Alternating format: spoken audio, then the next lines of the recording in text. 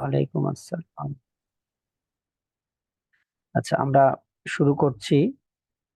তো বই অথবা লেকচার শিট একটা সামনে রাখেন। বই অথবা lecture sheet.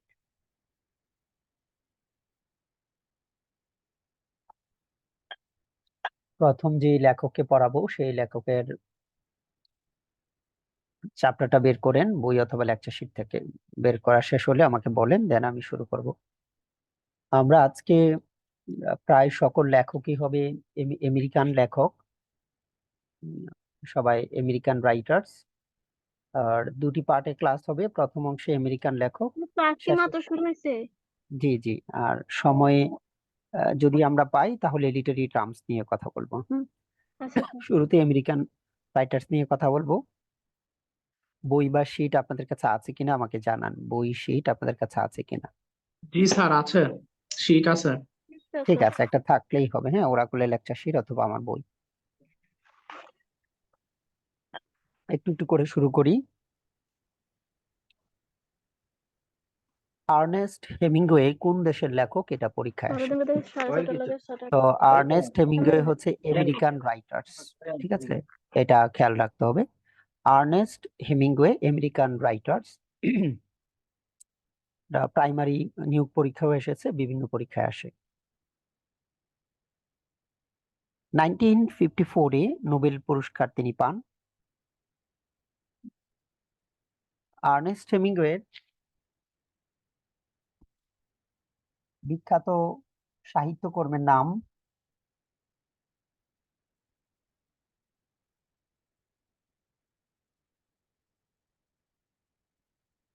Farewell to arms.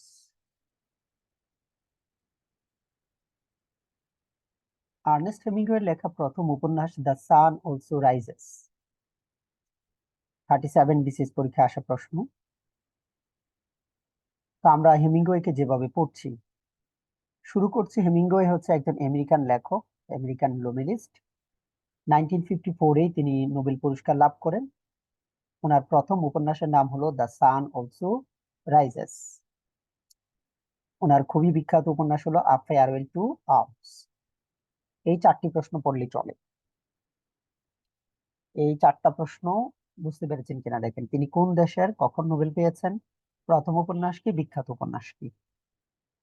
চারটা প্রশ্ন আইডেন্টিফাই করতে পেরেছেন কিনা দেখেন। আন্ডারলাইন করেন, টিক চিহ্ন দেন। এই চারটা পড়বেন, চারটার পরে যা পড়বেন এক্সট্রা।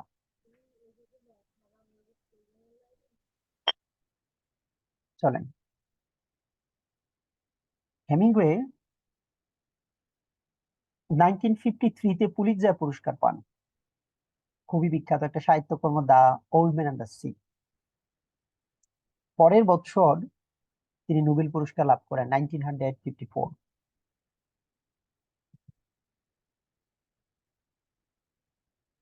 এবং সেই নোবেল পুরস্কারে ওনার old man and the sea এর রেফারেন্সটাও কিন্তু ছিল, যেই ফিলোসফির কারণে তিনি লিখেছেন।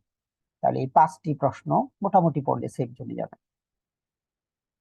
Old man and the C. কিভাবে মৃত্যুবরণ করেছেন? আমরা মনে করি যে তিনি শর্ট গান থেকে নিজেকে নিজে শুট করেছেন এবং তিনি মৃত্যুবরণ করেছেন। He took his life with a shotgun at his house in Katsun. Owner wife মনে করেছেন যে তিনি বন্দুক পরিষ্কার করতে গিয়ে আসলে গুলি বেরিয়ে গেল এবং তিনি মারা গেলেন। আমরা যেটা মনে করব সেটা হচ্ছে যে, যদি আমাদের প্রশ্ন আসে যে কিভাবে মৃত্যুবরণ করেছেন, আপনি বলবেন শটগান থেকে নিজেকে নিজে হত্যা করে।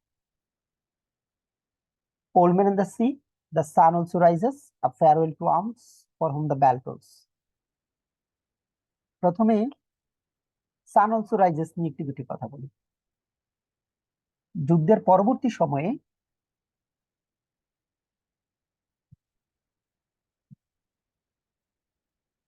আমাদের যখন অভিভাবক থাকে না, আমরা কিভাবে রাষ্ট্র পরিচালনা করি, এই ব্যাপারটা নিয়ে লেখা হয়েছে দ্য সান অলসো রাইজেস। অভিভাবক না থাকলে একটা মানুষের জীবন কতটা ছন্ন ছাড়া।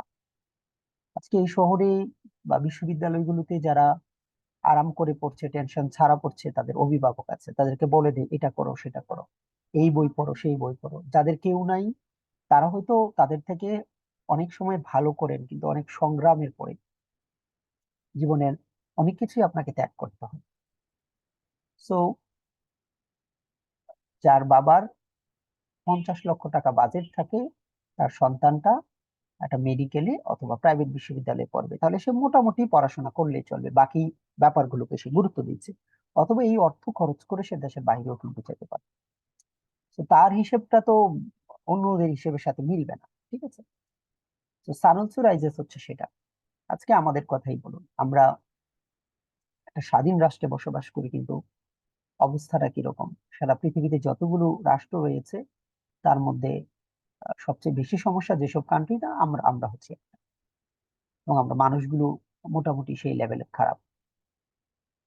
সো এই যে একটা ভালো অভিভাবক দরকার, যে আপনাকে পথ দেখাবে, অর্থনৈতিক স্বাধীনতা দেবে, মুক্তিটা এনে দিবে, সে রাস্তাটা দরকার। আবার অর্থনৈতিক স্বাধীনতা দিয়ে চায়নার মতো হলে তো হবে না, চায়নারও অর্থ বাণিজ্য আছে। তো সান অলসো রাইজেস যুদ্ধের পরে যদি অভিভাবক না থাকে, আমাদের যখন জাতীয় 4 নেতাকে হত্যা করা হয়, তখন রাষ্ট্র পরিচালনা যারা করবে, যাদের বুদ্ধি থাকে, তারা কতটা বাজে অবস্থা। বুদ্ধিজীবীদেরকে হত্যা করার কারণে আমরা মেধাশূন্য হয়ে পড়ি অনেকটা। তো সান অলসো রাইজেস এই বিষয় নিয়ে কথা বলছে। আর্নেস্ট হেমিংওয়ের একটা ছোট গল্প আছে, ক্যাট ইন দ্য রেইন। এই শর্ট স্টোরিটাও মাঝে মাঝে দরকার হয়। প্রথমে আলোচনা করবো farewell to arms. Lieutenant Frederic Henry প্রথম বিশ্বযুদ্ধে ইতালিতে একটা অ্যাম্বুলেন্সে তিনি কাজ করেন। আহত হয়ে হসপিটালে চলে যান। হসপিটালে গিয়ে ক্যাথরিনের সাথে দেখা হয়। ক্যাথরিনের বাগদত্তা আবার যুদ্ধে মারা যায়, তখন তাদের দুজনের মধ্যে সম্পর্ক হয়। পরবর্তীতে বিভিন্ন কারণে তারা যুদ্ধক্ষেত্র থেকে পালিয়ে বেড়ায়। বাচ্চা হওয়ার সময় বাচ্চাটা আগে মারা যায়, ক্যাথরিন তার কিছুক্ষণ পরে মারা যায়। তো এই হেনরি আমাদের কি পেল, আমাদের Friedrich Henry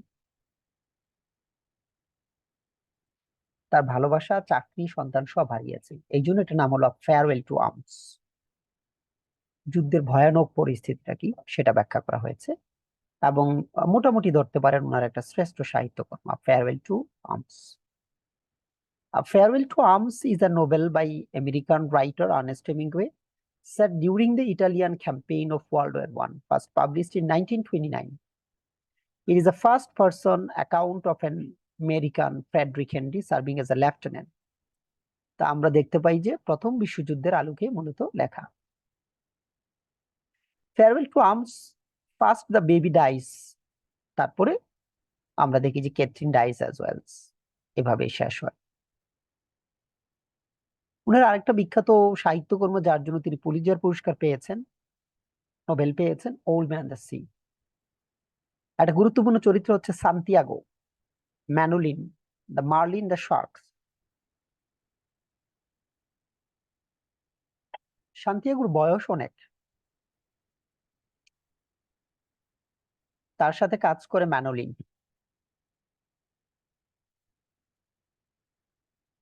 The most important part of this novel is respect and dignity. সম্মানটা খুব দরকার, আপনাকে টাকা দিল কোনো সম্মান নাই তাহলে কিন্তু অসুবিধা। ওল্ড ম্যান অ্যান্ড দ্য সিতে সান্তিয়াগো বলেছে, আ man can be destroyed but not defeated. মানুষ ভাঙবে, মচকাবে না, হয় শেষ হয়ে যাবে কিন্তু সে পরাজিত হতে পারে না। Santiago is in the end of physically, Santiago is physically destroyed but not mentally. Mentally he is strong.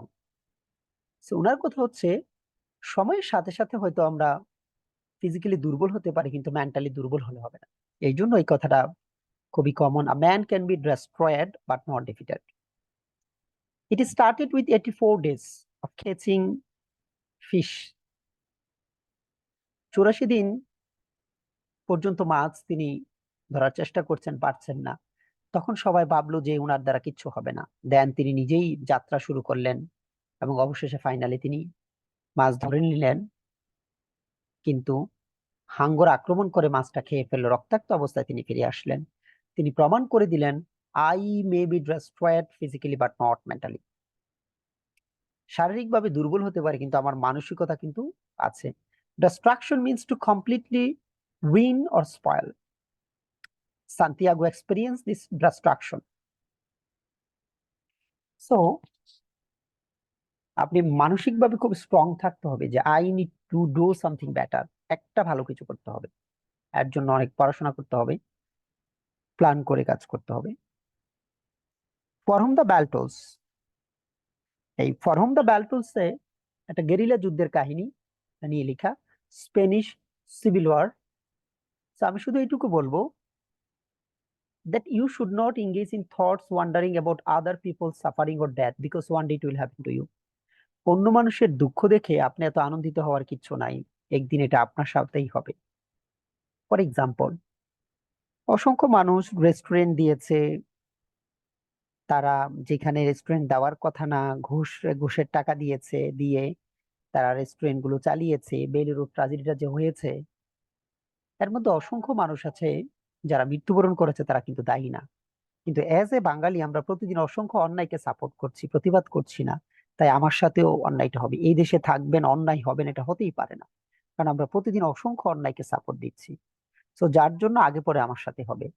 এই যতগুলো মানুষ মারা গিয়েছে তাদের হয়তো একজনও এই ট্রাজেডির সাথে ইনভলভ না, কিন্তু গিয়ে দেখেন আমরা প্রতিদিন কর্মে কাণ্ডে আমরা সেই কাজগুলোই করছি, সেই অন্যায়গুলো করছি কিংবা সাপোর্ট করছি, যার জন্য অনেক পরে 10 বছর পরে আপনি কোনো অন্যায় করেননি, আপনার সাথে হয়ে যাচ্ছে। যার জন্য আজকে কেউ মৃত্যুবরণ করেছে, আপনি তো খুশি হওয়ার কিছু নাই। That will happen to you one day, এটা আপনার একদিন হবেই। একটা মানুষ অন্যায় করেনি, তার উপর অত্যাচার করেছে, আপনি প্রতিবাদ করছেন না, তাকে রক্ষা করছেন না, একদিন আপনার সাথেও সেই ইনজাস্টিসটা হবে। So that you should not engage in thoughts wondering about other people's suffering or death because one day it will happen to you. এটা এটার মূল কথা। ফর হোম দ্য ব্যালটোস, এটা অনেকটা আমরা জানি যে স্পেনিশ সিভিল ওয়ারকে কেন্দ্র করে হয়েছে, গেরিলা যুদ্ধের কাহিনী নিয়ে। ক্যাট ইন দ্য রেইন, একটা বিড়াল বৃষ্টিতে ভিজছে। তো বিড়ালটা যে বৃষ্টিতে ভিজতেছে, হাজবেন্ড এন্ড ওয়াইফ ভালো সময় কাটানোর জন্য হোটেলে গিয়েছেন। সেখানে হাজবেন্ড উদাসীন বই পড়ছেন, বউ চাচ্ছে তার লম্বা চুল এগুলোর প্রশংসা করুক, ছেলেগুলো প্রায় সময় এরকম রোবোটিক হয় বিয়ের পরে। সো একটা বিড়াল বৃষ্টিতে ভিজছে, দুজন দুইভাবে দেখছে। এই যে দুজন দুটি দৃষ্টিভঙ্গিতে দেখছেন, এটা হচ্ছে প্রবলেম। সংসারে একই দৃশ্যকে যদি দুজন দুইভাবে দেখেন, তাহলে একটা ডিজাস্টার হবে, and it's a big problem. এটাকে বলা হয় আইসবার্গ থিওরি। একটা বিড়াল বৃষ্টিতে ভিজছে, কিন্তু প্রবলেমটা হচ্ছে কি, দুজন দুইভাবে দেখার কারণে এই হচ্ছে ঘটনাটা। বরফের নিচে এই এই বরফের নিচে যে অংশটা থাকে, এটা বেশি, উপরে থাকে কম। দেখাচ্ছে সামান্য একটু ঘটনা, কিন্তু এর বাহিরে অনেক গভীরতা আছে। এটাকে বলা হয় আইসবার্গ থিওরি। আমি 2004 সালে ফেয়ারওয়েল টু আর্মস উপন্যাসটা পড়েছি। সে সময় তো প্রচুর সময় থাকতো, এসএসসি সময়। তো পড়ে আমি ভাবলাম, প্রেম ছাড়া, বিয়ে ছাড়া তারা বাচ্চা নিচ্ছে, প্রেম করছে, এই জন্য নোবেল দেওয়া হয়েছে এই খারাপ কাজ করার কারণে। হ্যাঁ, এই খারাপ কাজ করার কারণে তাদেরকে নোবেল দেওয়া হচ্ছে। কিন্তু বড় হয়ে দেখলাম সেখানে বুঝিয়েছে যুদ্ধের ভয়ানক অবস্থাটা। হুম, যুদ্ধের যে ভয়ানক অবস্থা আছে, সেই অবস্থাটা ব্যাখ্যা করেছে যে যুদ্ধ না হলে ক্যাথরিনের যে বাগদত্তা আছে তিনি মারা যেতেন না, যুদ্ধ না হলে আমাদের নায়ক আহত হতো না, আর নায়িকার সাথে দেখা হতো না, যুদ্ধ না হলে তারা পালিয়ে বেড়াতো না, এবং এভাবে এতগুলো মৃত্যু হতো না, যুদ্ধের ভয়ানক অবস্থাটা। তাহলে দেখাচ্ছে একটা গল্প, কিন্তু এর ভিতরের ব্যাপারটা খুঁজে বের করতে হবে। এটা হচ্ছে writing theory Ernest Hemingway. Ernest হেমিংওয়ের কিছু রাইটিং স্ট্রাকচার আছে, সেগুলো আপনাদেরকে এখন দেখাবো। হ্যাঁ, সিগমা হিরা আছি মোটামুটি। ওই যে আমার অবস্থা হচ্ছে the old man and the sea এর মতো, struggling period. Okay, so Ernest Hemingway এর রাইটিং স্টাইল নিয়ে একটু পড়াবো আপনাদেরকে। আহ, সাহিত্য জগতে সবচেয়ে ছোট ছোট যে সাহিত্যটা, ছোট গল্পটা, সেটা হচ্ছে এক লাইনের, for sale baby shows never on. এটা এই 6 ওয়ার্ডের এই একটা লাইন হচ্ছে একটা গল্প আর্নেস্ট হেমিংওয়ে। তাহলে যদি বলে for sale baby shoes never worn, এটা কে লিখেছেন? Ernest Hemingway. হুম, এটা বলতে কি বুঝেন একটু প্রিপারেশন নেন, আমি জিজ্ঞেস করব।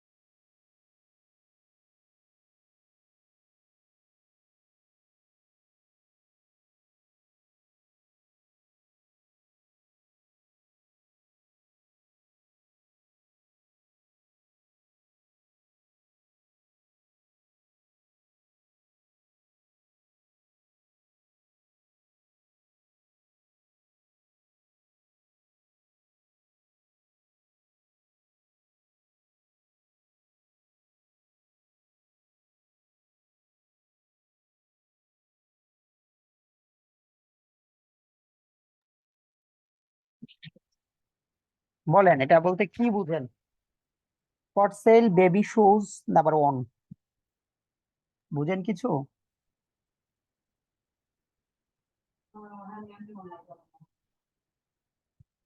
আর্নেস্ট হেমিংওয়ের রাইটিং এর জন্য কিছু টিপস দিয়েছে তিনি, সেটা আপনাদেরকে শোনাচ্ছি। হ্যাঁ, উনি রাইটিং এর কিছু টিপস দিয়েছে, সেগুলো আমি আপনাদেরকে শোনাই, দেখেন বোঝা যায় কিনা। এই for sale baby shoes number 1, এটার অর্থ কি বুঝেন? এটা ঘটনাটা কি জানেন কেউ? না স্যার, বুঝি না। আর কেউ আছেন বুঝেন? সাহিত্য। একজনও বুঝেন না?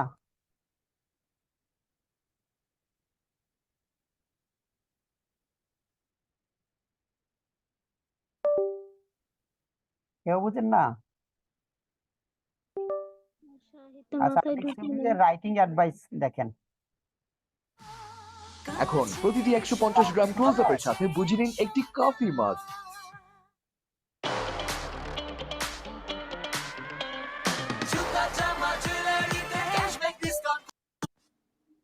Hello and welcome back to the channel. I'm Vanessa and today I'm going to be sharing number 1. Try writing in pencil. ওনার প্রথম কৌশল হচ্ছে কি, ট্রাই রাইটিং ইন পেন্সিল। তার মানে পেন্সিল দিয়ে লিখতে বলছে, যেন আপনি ইরেজ করতে পারেন, যেন আপনি এডিট করতে পারেন, কারণ রাইটিং মানে হচ্ছে রিরাইটিং, বারবার চেঞ্জ হবে। হুম, তারপর দেখেন কি। In a 1935 article in Esquire, Hemingway said, "If you write with a pencil, you get 3 different sights at it to see if the reader is getting what you want him to. First, when you read it over, then when it is typed, you get another chance to improve it, and again in the proof." 2. Keep your writing simple. It is all very well for you to write simply, and the simpler the better, but do not start to think so damned simply. এটা উনি simple ওয়েতে লিখতে বলছেন, কারণ হচ্ছে দেখেন আগের লেখকরা হচ্ছে বড় বড় সেন্টেন্সে লিখতেন, এবং ওনার একটা দেখেন, ওনাকে বললো যে একটা ইনস্ট্যান্ট বসে তুমি একটা ছোট গল্প লিখে দাও, তিনি লিখে ফেললেন। ঠিক আছে, বেবি শোজ নেভার ওন। এর মানে কি? এর মানেটা হচ্ছে যে একজোড়া জুতো বিক্রি করা হবে, বাচ্চাদের জুতা, কখনো পরা হয়নি। তার মানে কি, কোনো একটা বাবা অথবা কোনো একটা মা হয়তো একজোড়া জুতো কিনেছে বাচ্চাটাকে পরানোর জন্য, কিন্তু বাসায় এসে হয়তো দেখলো যে বাচ্চাটা এই জুতো জুতো পরার আগেই অথবা জন্মের আগেই সে মৃত্যুবরণ করলো। তাহলে দেখেন 6টা ওয়ার্ডের মধ্যে পুরো একটা গল্প ব্যাখ্যা করতে পেরেছে। তো এই ব্যাপারটা কতটা চমৎকার, একটা লেখক হ্যাঁ কিভাবে আসলে এইসব চিন্তাটা করতে পারে। ঠিক আছে, সেই জন্য বলছে সহজে ব্যাখ্যা করার জন্য। Know how complicated it is, and then state it simply. Number 3. Always stop writing when you know what will happen next. He said the best way is always to stop when you are going good and when you know what will happen next. If you do that every day when you are writing a novel, you will never be stuck. And that is the most valuable thing I can tell you. So try to remember it. Number 4, don't expect praise. He said you must be prepared to work always without applause. When you are excited about something is when the first draft is done. But no one can see it until you have gone over it again and again, until you have communicated the emotion, the sights, and the sounds to the reader. And by the time you have completed this, the words sometimes will not make sense to you as you read them, because so many times you have read them. Number 5, write for your own enjoyment, not for anyone else. He said, I think we should never be too pessimistic about what we know we have done well, because we should have some reward, and the only reward is that which is within ourselves. Publicity, admiration, adulation, or simply being fashionable are all worthless. Number 6, strive to make your work a lasting piece of literature.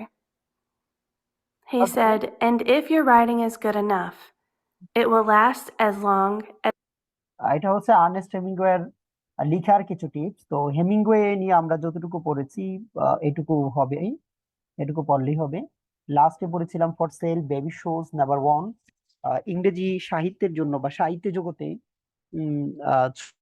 কার্ডের মাধ্যমে একটি ছোট গল্প লেখা, ঠিক আছে, বলা হয় থাকে আর কি। আমরা এখন পড়ব আমেরিকান আরেকজন রাইটার, কানাডায় জন্মগ্রহণকারী আমেরিকান লেখক, এটা হচ্ছে সল ভ্যালো। সল ভ্যালুর যে সাহিত্যকর্মটি আমরা পড়বো, সিজ দ্য ডে, 1976-এ নোবেল পুরস্কার পেয়েছেন। তিনি অনেকটা হচ্ছে জুইশ ছিলেন আমরা বলতে পারি। উনার বেস্ট ওয়ার্ক হচ্ছে যে seize the day. Seize the day মানে আজকের জন্য বাঁচন। সিজ দ্য ডে মানে হচ্ছে আজকের, লিভ ফর টুডে আমরা যেটাকে বলি আর কি। সিজ দ্য ডে, আজকের জন্য বাঁচন। এটার carpe diem theory, live for today, seize the day. So এর মানেটা হচ্ছে one should enjoy one's life while one can. আপনি যখন সময় আছে তখনই আপনি আসলে কাজগুলো করতে হবে। সময় চেঞ্জ হয়ে গেলে আপনার একই ধরনের ব্যাপার আর থাকবে না, এনভায়রনমেন্ট আর থাকবে না। If you want to do anything, do it right now. Don't want to be perfect, but try to be the first. প্রথম হওয়ার চেষ্টা করুন, বেস্ট হওয়ার চেষ্টা করার মনে হয় যে খুব একটা দরকার নেই। সো এটাই বলা হয়েছে। সেখানে তার কি কি অবস্থা? নাম্বার 1, আমাদের যে টমি আছে, টমি এর একদিনের ঘটনা ব্যবহার করা হয়েছে এখানে। আনহ্যাপি লাইফ লিড করছেন টমি, এবং সে হচ্ছে যে ডিভোর্সড, আনএমপ্লয়েড, ডিসপেয়ার। তার বাবাও তাকে সম্পত্তি দিচ্ছে না, কিন্তু ওনার ওয়াইফ আছে, ওয়াইফ তাকে ছেড়ে চলে গিয়েছে, এলিমনিটা খরচ দিতে হয়। গার্লফ্রেন্ড আছে কিন্তু তার সাথেও থাকতে পারবে না ওর সাথে সেপারেট না হওয়ার কারণে। তো এই ধরনের অনেকগুলো প্রবলেমে আছে। তো এইখানে যেটা বলা হয়েছে সেটা হচ্ছে যে আমাদের এই যে টমি ইজ রাফলি obsessed with money, fame, success and happiness.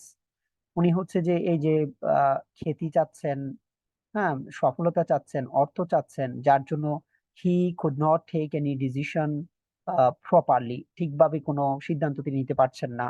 As a result he falls into a victim by doctor Trump. কিন্তু বিভিন্ন মানুষের মাধ্যমে তিনি প্রতারিত হচ্ছেন।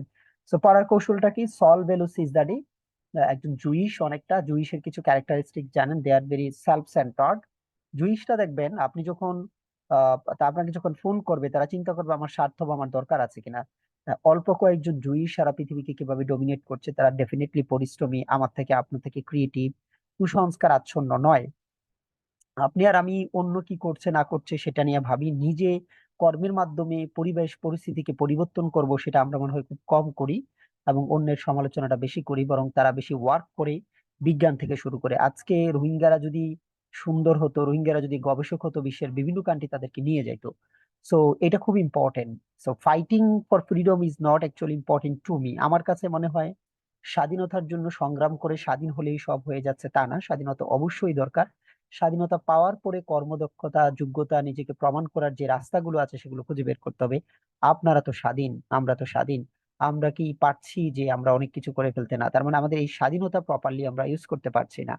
সো এই জন্য এটা বলা হয়েছে লিভ ফর টুডে, আজকের জন্য বাঁচুন। এবং আপনাকে অবশ্যই প্রপারলি বাঁচতে হবে, আদারওয়াইজ এরকম একটা সিচুয়েশনে আমরা চলে যাব। So seize the day means making the most of your life in this exact moment, মানে আপনাকে ঠিক সময়ে কাজ করতে হবে। Don't let yourself wander to the past in your thoughts, or should you nor should you be distracted by the future. Instead, focus on what you can accomplish in the present moment to make the most of it. বর্তমানে যে কাজগুলো আপনি করতে পারেন ঠিকভাবে আপনি সেগুলো করুন। বর্তমানে যে কাজগুলো আপনার করলে ভালো হবে সেই কাজগুলো আপনি করেন। আপনি অতীত নিয়ে ভবিষ্যৎ নিয়ে চিন্তা না করে বর্তমানের কাজটাকে ঠিকভাবে করেন। ড্যাল কার্নেগি একজন মনোবিজ্ঞানী আছে, আপনি জানেন, তিনি বলেছেন এই কথাটা। তিনি যে কথাটুকু বলেছেন, লিভ ফর টুডে, আজকের জন্য বাঁচুন। আজকে যে যে কাজগুলো ঠিকভাবে করা যায় সেগুলো করুন। আমরা ক্লাস ধরেন 6:45 শুরু করেছি। আমরা মাগরিব এশারের যখন আজান দিবে তার কিছুক্ষণ পর পর্যন্ত আমরা ক্লাস চালাবো। তো আপনার কাজ হবে আজকে রাতেই আপনি কি কি কাজগুলো ঠিকভাবে করতে পারেন, and you should do this work, আপনি সেই কাজগুলো করুন। এটি হচ্ছে সিজ দ্য ডে, এটা হচ্ছে কার্পিট্যাক থিওরি। তাহলে আইসবার্গ থিওরিটা কার? আইসবার্গ থিওরিটা হচ্ছে আর্নেস্ট হেমিংওয়ে। তারপরে হচ্ছে যে সবচেয়ে ছোট গল্পটা লিখেছেন আমাদের আর্নেস্ট হেমিংওয়ে, 6 শব্দের মাধ্যমে লিখেছেন। হুম সেটা আপনাকে খেয়াল করতে হবে। আমরা দেখেছি আর্নেস্ট হেমিংওয়ের সকল নায়কগুলো হচ্ছে আমেরিকান, নায়িকাগুলো হচ্ছে ব্রিটিশ। আহ, যুদ্ধের পরবর্তী সময়কে নিয়ে তার লেখা অনেকগুলো উপন্যাস রয়েছে। তিনি সুইসাইড করেছেন, তিনি ফিশিং পছন্দ করতেন, যেটা old man and the city আছে। উনার একটা কথা সব জায়গায় প্রচলিত আছে, man can be destroyed but not defeated, সেটা আপনাকে খেয়াল করতে হবে। এবার আমরা পড়বো বিখ্যাত আরেকজন American dramatist, Arthur Asher Miller. Arthur Miller আমরা ওনাকে বলি। ওনার বিখ্যাত একটি নাটকের নাম হচ্ছে death of a salesman. Death of a salesman. So এইটা হচ্ছে just like a tragedy. Tragedy হচ্ছে the tragedy of a common people, according to Aristotle সাধারণ মানুষের কোনো ট্রাজেডি হতে পারে না। ট্রাজেডি হবে বড় লোকদের, ট্রাজেডি হবে বিখ্যাত ব্যক্তিদের। We the common people are not the characters for tragedy. ট্রাজেডির জন্য আমরা না। ধরেন আমরা যদি বলি এই বেইলি রুট ট্রাজেডি ছাড়াও অনেকগুলো ট্রাজেডি হয়েছে।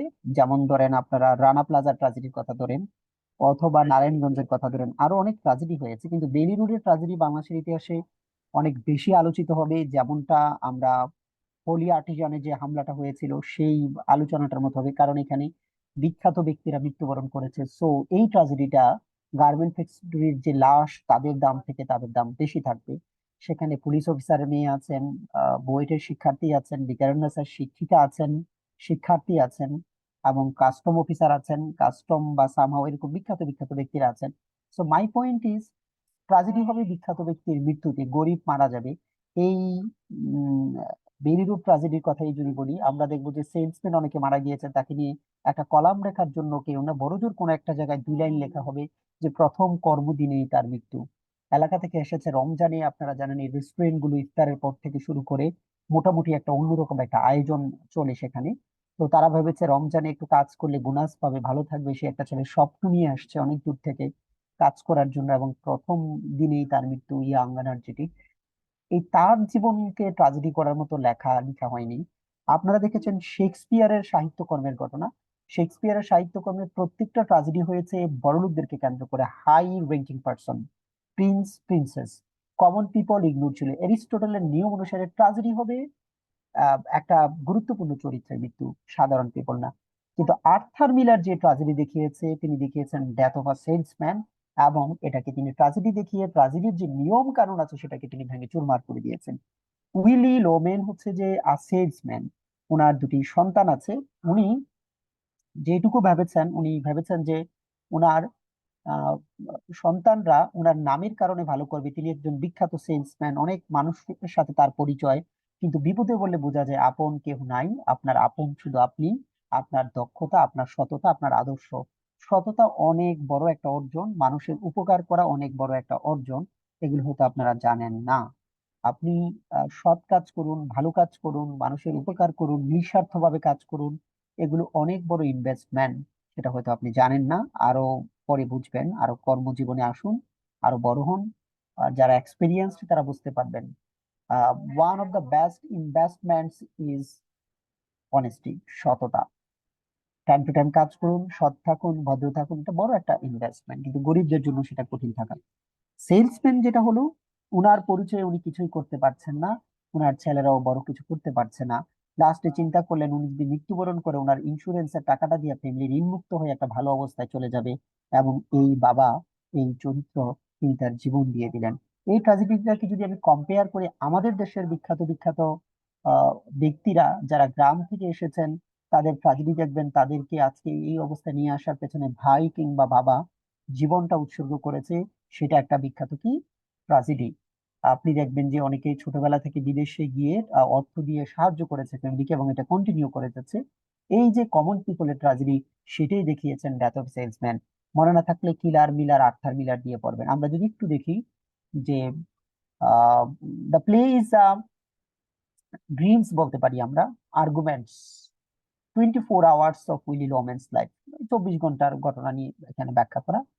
এখানে সো উইলিস সেলসম্যান ড্রিম, তার স্বপ্নটা কি ছিল? Financially successful and a father to hot shot sons. By the end of the play, Willy is flat, broke and without a job. It's pretty clear that his dream of being a big time salesman is already dead. American dream, যে কোনো মূল্যে তারা সফলতা চায়, at any cost তারা সফলতা চায়, যে কোনো মূল্যে সফলতা চায়। আমেরিকান স্বপ্নটা ভেঙে চুরমার করে দিবে, তারা সফল হবে। তাহলে দেখেন যে কয়েকটা প্রশ্ন করিয়েছি।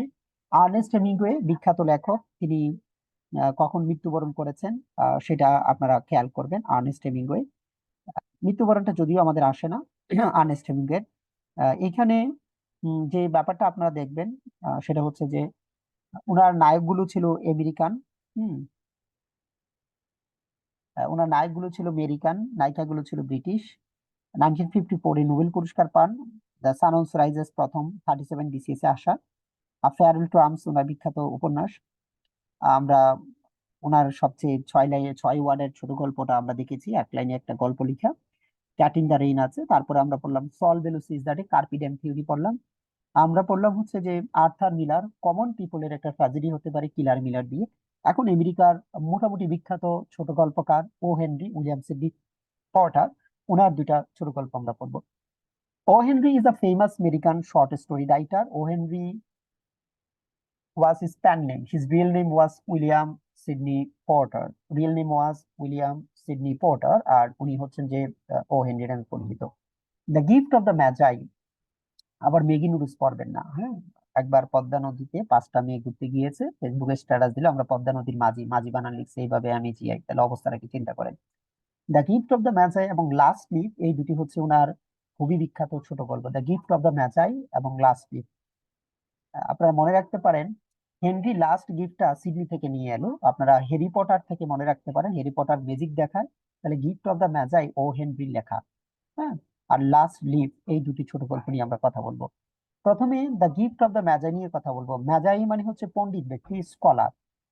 তো এইটা যেটা হয় যে গিফট অফ দ্য ম্যাজাইয়ে ইয়াং কাপল থাকে, তারা ক্রিসমাসে হাজবেন্ড এবং ওয়াইফকে কি গিফট দিবে সেটা তারা আহ, চিন্তা করি।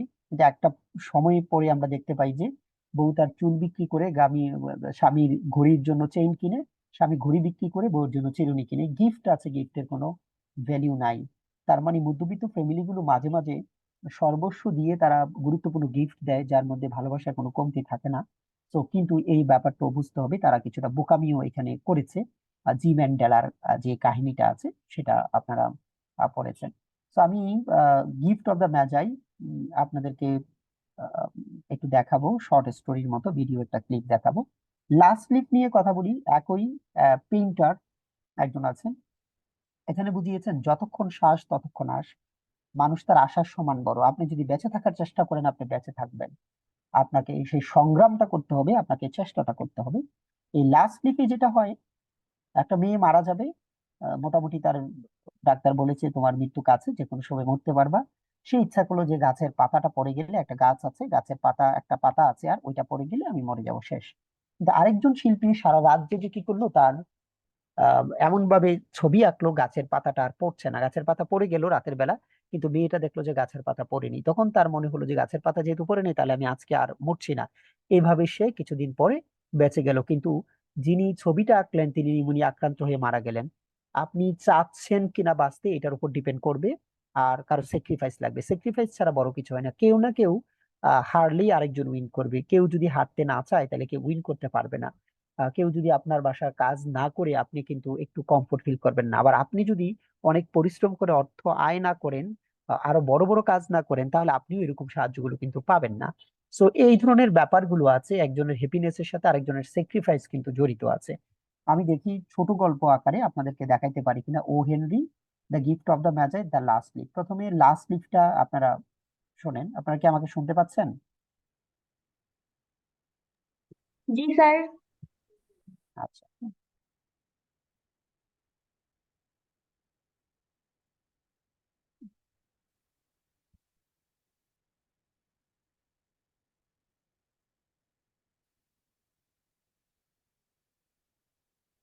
The feeling of being ill, isn't it? Ill health restricts one in multiple ways, but it is the will to recover that helps a person overcome such difficulties. The story, The Last Leaf, is the story of two young painters, Sue and Johnsy, and the impact of one's mindset on health and well-being. Let us watch to find out what illness was Johnsy suffering from and how she overcame it. Sue and Johnsy were artists who shared a flat on the third story in an old house. In November, Johnsy fell very ill from pneumonia, which resulted in her lying still in bed. She would look out of the window all day without moving, and this worried her friend Sue. On one such day, the doctor told Sue that Johnsy was not getting well because she herself did not want to get well. Because of her mental condition, medication was not effective in improving her health. Do you know that our body and mind are closely connected? To have a healthy body, we need to develop a healthy mind. Medicines can work effectively only if our mind is positive. Sue tried talking to Johnsy about things that she thought would interest her, such as fashion and clothes. However, this did not help distract Johnsy at all, and she continued to lie still in her bed. Sue brought her drawing board in Johnsy's room and started painting there. She would also whistle while painting to try to distract Johnsy from her melancholic thoughts. While Sue was painting, she heard Johnsy whisper a countdown. Anxious, Sue tried to find out what Johnsy was looking at while counting down. She noticed an old ivy creeper outside the window. Due to the strong winds, the creeper was rapidly shedding its leaves. Sue asked Johnsy, "What is it, dear?" "When the last leaf falls, I will die," she replied. Sue immediately reprimanded her for saying such things. There were 4 leaves left on the ivy creeper, and Johnsy was waiting for them to fall before she could die. Sue tried to calm her and asked her not to say such things. She asked Johnsy to close her eyes and get some rest. In the meantime, Sue went to get Mr. Berman, who was a 60-year-old painter. Sue wanted to discuss Johnsy's condition with him. Sue explained Johnsy's situation to Berman and told him she was worried of Johnsy's mental depression as she thought she would die when the last leaf fell. "Is she stupid?" asked Mr. Berman. "How can she be so foolish?" he continued. "She refuses to eat or drink, and that worries me a lot," said Sue. Sue then looked out the window and noticed that there was only 1 leaf left on the creeper, since it was raining heavily and ice-cold wind was blowing. Berman went back to his room without saying a word. When Johnsy woke up the next morning, she asked Sue to draw the curtains. Much to their surprise, the last leaf was still there. Do you think the leaf was holding on to the creeper because it desperately wanted to live? Not only was it alive, but it was green and healthy. Johnsy thought maybe the leaf will be gone by the evening. She kept checking it every hour, and in the evening, it had even survived a storm. Johnsy then called out to Sue. "I have been a bad girl," she said to Sue. She regretted being so negative and felt terrible for not cooperating with Sue. The last leaf had taught her that she had been wicked, and it was a sin to wish to die. The doctor was now confident that Johnsy would recover soon. The next morning, Sue informed Johnsy about Mr. Berman having passed away of pneumonia. When the janitor found him on his bed, his clothes and shoes were wet and he was shivering. He had been out in that stormy night. Sue revealed to Johnsy that the leaf on the creeper had not been fluttering because it was a painting. It was Mr. Berman's masterpiece, which he had painted the night the last leaf fell. What is the message you think the writer tries to convey through this heart-touching story? The writer tries to teach us the importance of faith, hope, and a positive attitude. As soon as Johnsy changed her attitude towards her illness, she recovered. Our attitude towards something plays an important role in achieving our desires or overcoming challenging situations. With the right mindset, we can conquer the toughest of circumstances. ওকে, বুঝতে পেরেছেন ব্যাপারটা?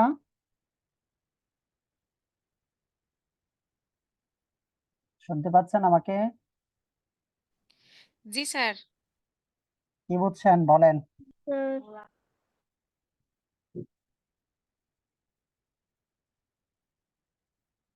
কি বুঝেছেন গল্প থেকে সেটা বলেন।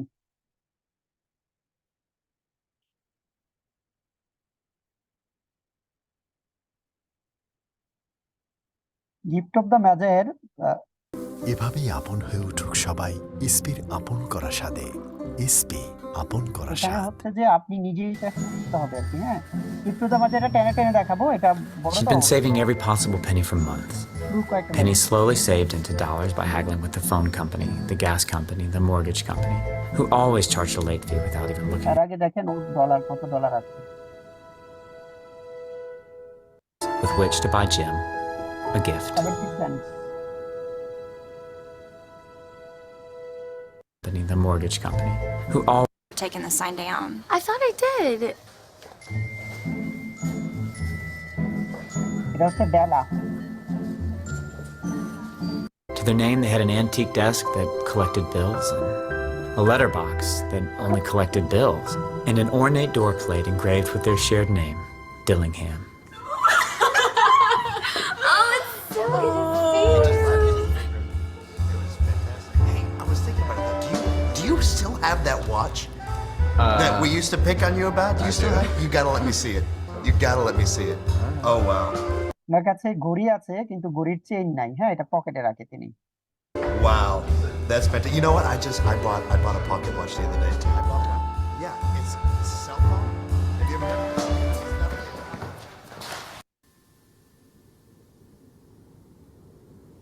Now, Jim and Della had only 2 possessions left in which they took exceptional pride. Excuse me. Do you have the time? One was Jim's antique pocket watch. Yeah. Yeah, it's 10:45. It's a killer watch. Really? Thanks. Hey, what's your name?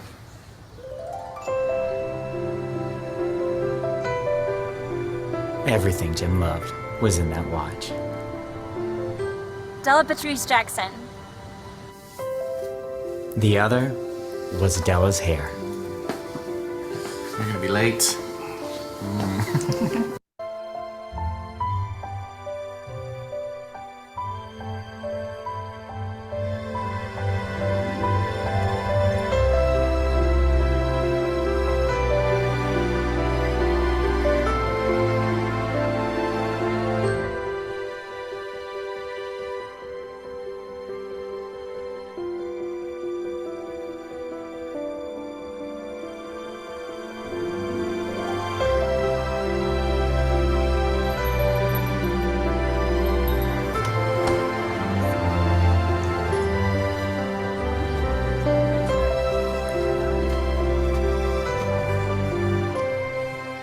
Well, take your hat off and let me see what you have. You know, I don't buy half from floozies and junkies. Girls' hair today is too thin and they don't use enough protein. And they just need an egg wash.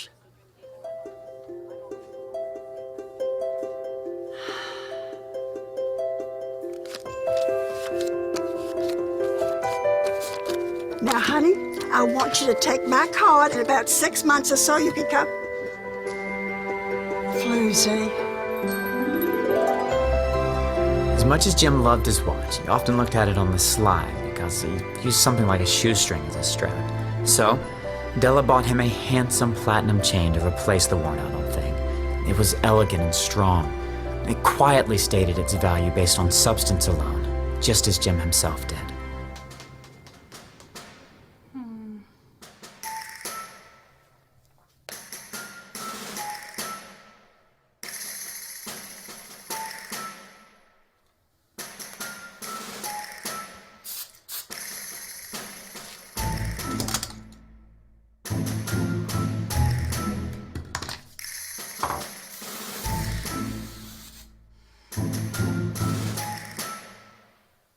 He's gonna kill The things you can't. When someone tells you money without giving you a present. Della, you.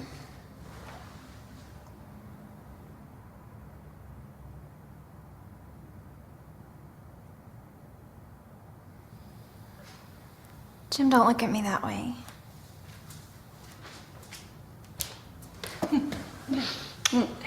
I had my hair cut off, and I sold it. For you. I couldn't have lived through Christmas without giving you a present. You cut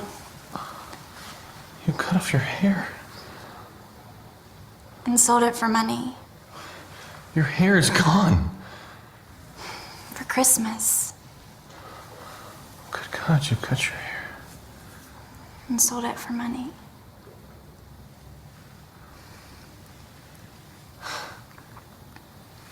You look beautiful. Like a supermodel. When someone tells you money isn't everything, believe them. The things you can buy are only good for highlighting the things you can't.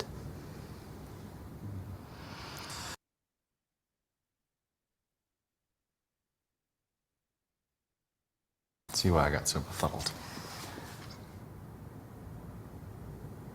Della had long worshipped the combs outside of a jewelry store window.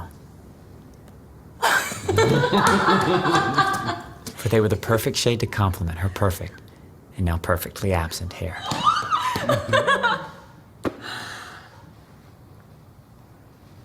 My hair grows so fast, Jim.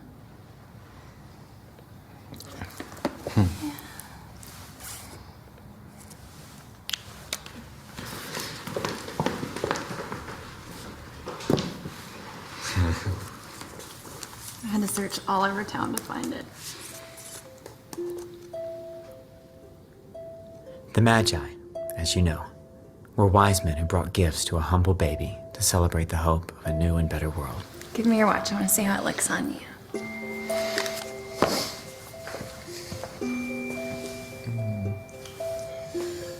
I'm starving. Where's your watch, Jim? I sold it for money. But when the babe was all grown up, he didn't. তো এটা হচ্ছে gym and ডেলা আর কি। এখন আপনাদেরকে যেভাবে বলেছি মনে রাখবেন, সেটা হচ্ছে যে the gift of the Magi and the last leaf, এই দুটো হচ্ছে ও হেনরির লেখা, এটা মনে রাখবেন। এখন খুবই বিখ্যাত একজন লেখিকার কথা বলছি।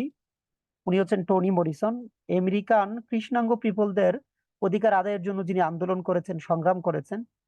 ওনার অনেকগুলো সাহিত্যকর্ম আছে, এতটাই বিখ্যাত যে বিশেষ করে হচ্ছে যে যেসব মানুষগুলো অনেকটা প্রোগ্রেসিভ, প্রগতিশীল, যে যাদেরকে আমরা বলি, যারা কনভেনশনাল সিস্টেম গুলো মানতে চায় না, একটু ডিফারেন্ট স্টাইলে চলতে চায়, তারা পছন্দ করে। আর আধুনিক সমাজটা জানেন, যারা ক্ষমতাধর, যারা বড়লোক, তারা সাধারণ নিয়মগুলো মানতে চায় না।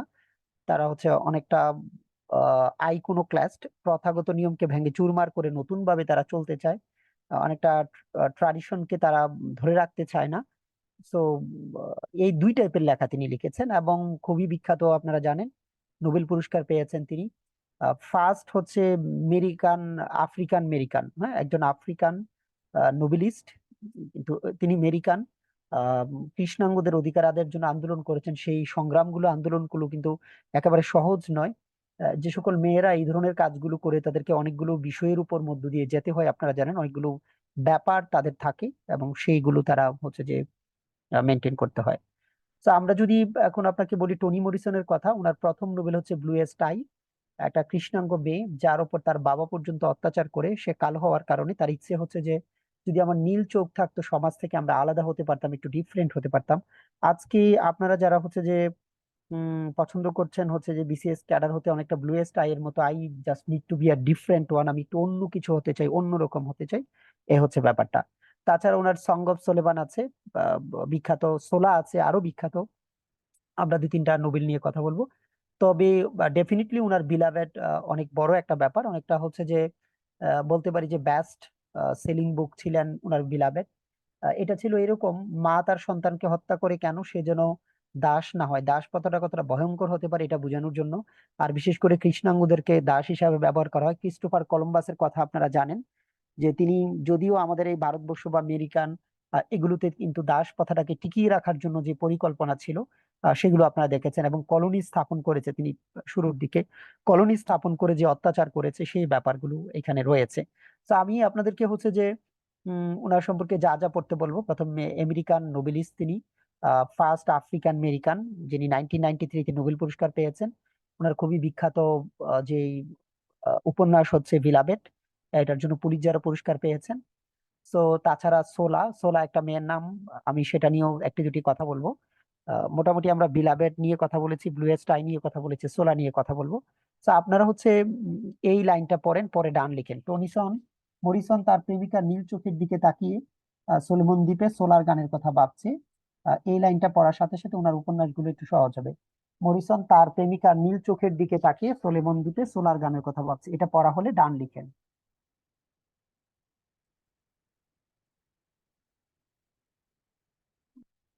এটা পড়া হলে ডান লিখেন।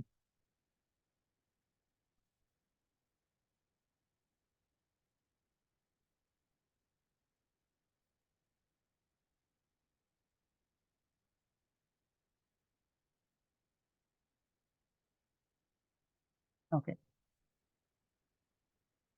বিলাবেডের কথা আমরা বলছি, যে যে ব্যাপারটা আপনারা দেখেছেন। হ্যাঁ, সে অনেকটাই অত্যাচারিত কৃষ্ণাঙ্গ ছিলেন। আমরা যেটা বলবো সেটা হচ্ছে যে মরিসনের সোলা নিয়ে একটি দুটি কথা বলি। সোলাটা আমি একটু ভিডিও আকারে আপনাদেরকে দেখাবো।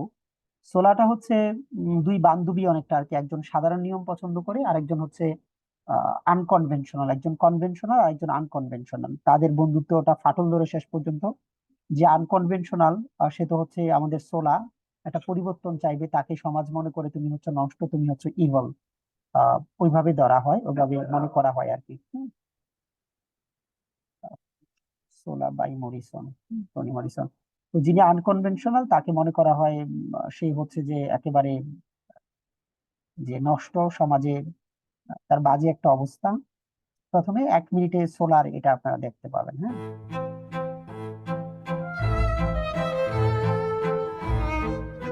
In 1919, Sula Peace and Neil Wright, two black girls, lived up in the hills called the Bottom. Zula was raised by her liberal mother Hannah and her grandmother Eva, who weren't quite good at paying attention to Zula. And Neil was raised by her mother Helen, a very conventional woman. Even though they didn't like their families, it is really hard not to be like the ones around you. Once the girls met, life didn't seem so bad. They could finally have authentic conversations sped up with real laughter. Although life was chaotic, they stick together for all major events whose consequences will pay off later on. When Neil was 17, she got married, entering into the same conventional life for her mothers: kids, husband, and loneliness. But Sula left the bottom as soon as Neil settled down, and she only discovered that the city was even more boring than Medali, with boring men all around. So she finally returned 10 years later to the hills. Old friends were reunited and happy. until they somehow realized, while they were catching up, one unfortunate truth. They were no longer similar and apparently no longer inseparable friends. After that, their lives grew apart, both miserable again in their own version of hell. No matter how hard you try, your past always catches up with you, and sooner or later, you will face the consequences of your actions.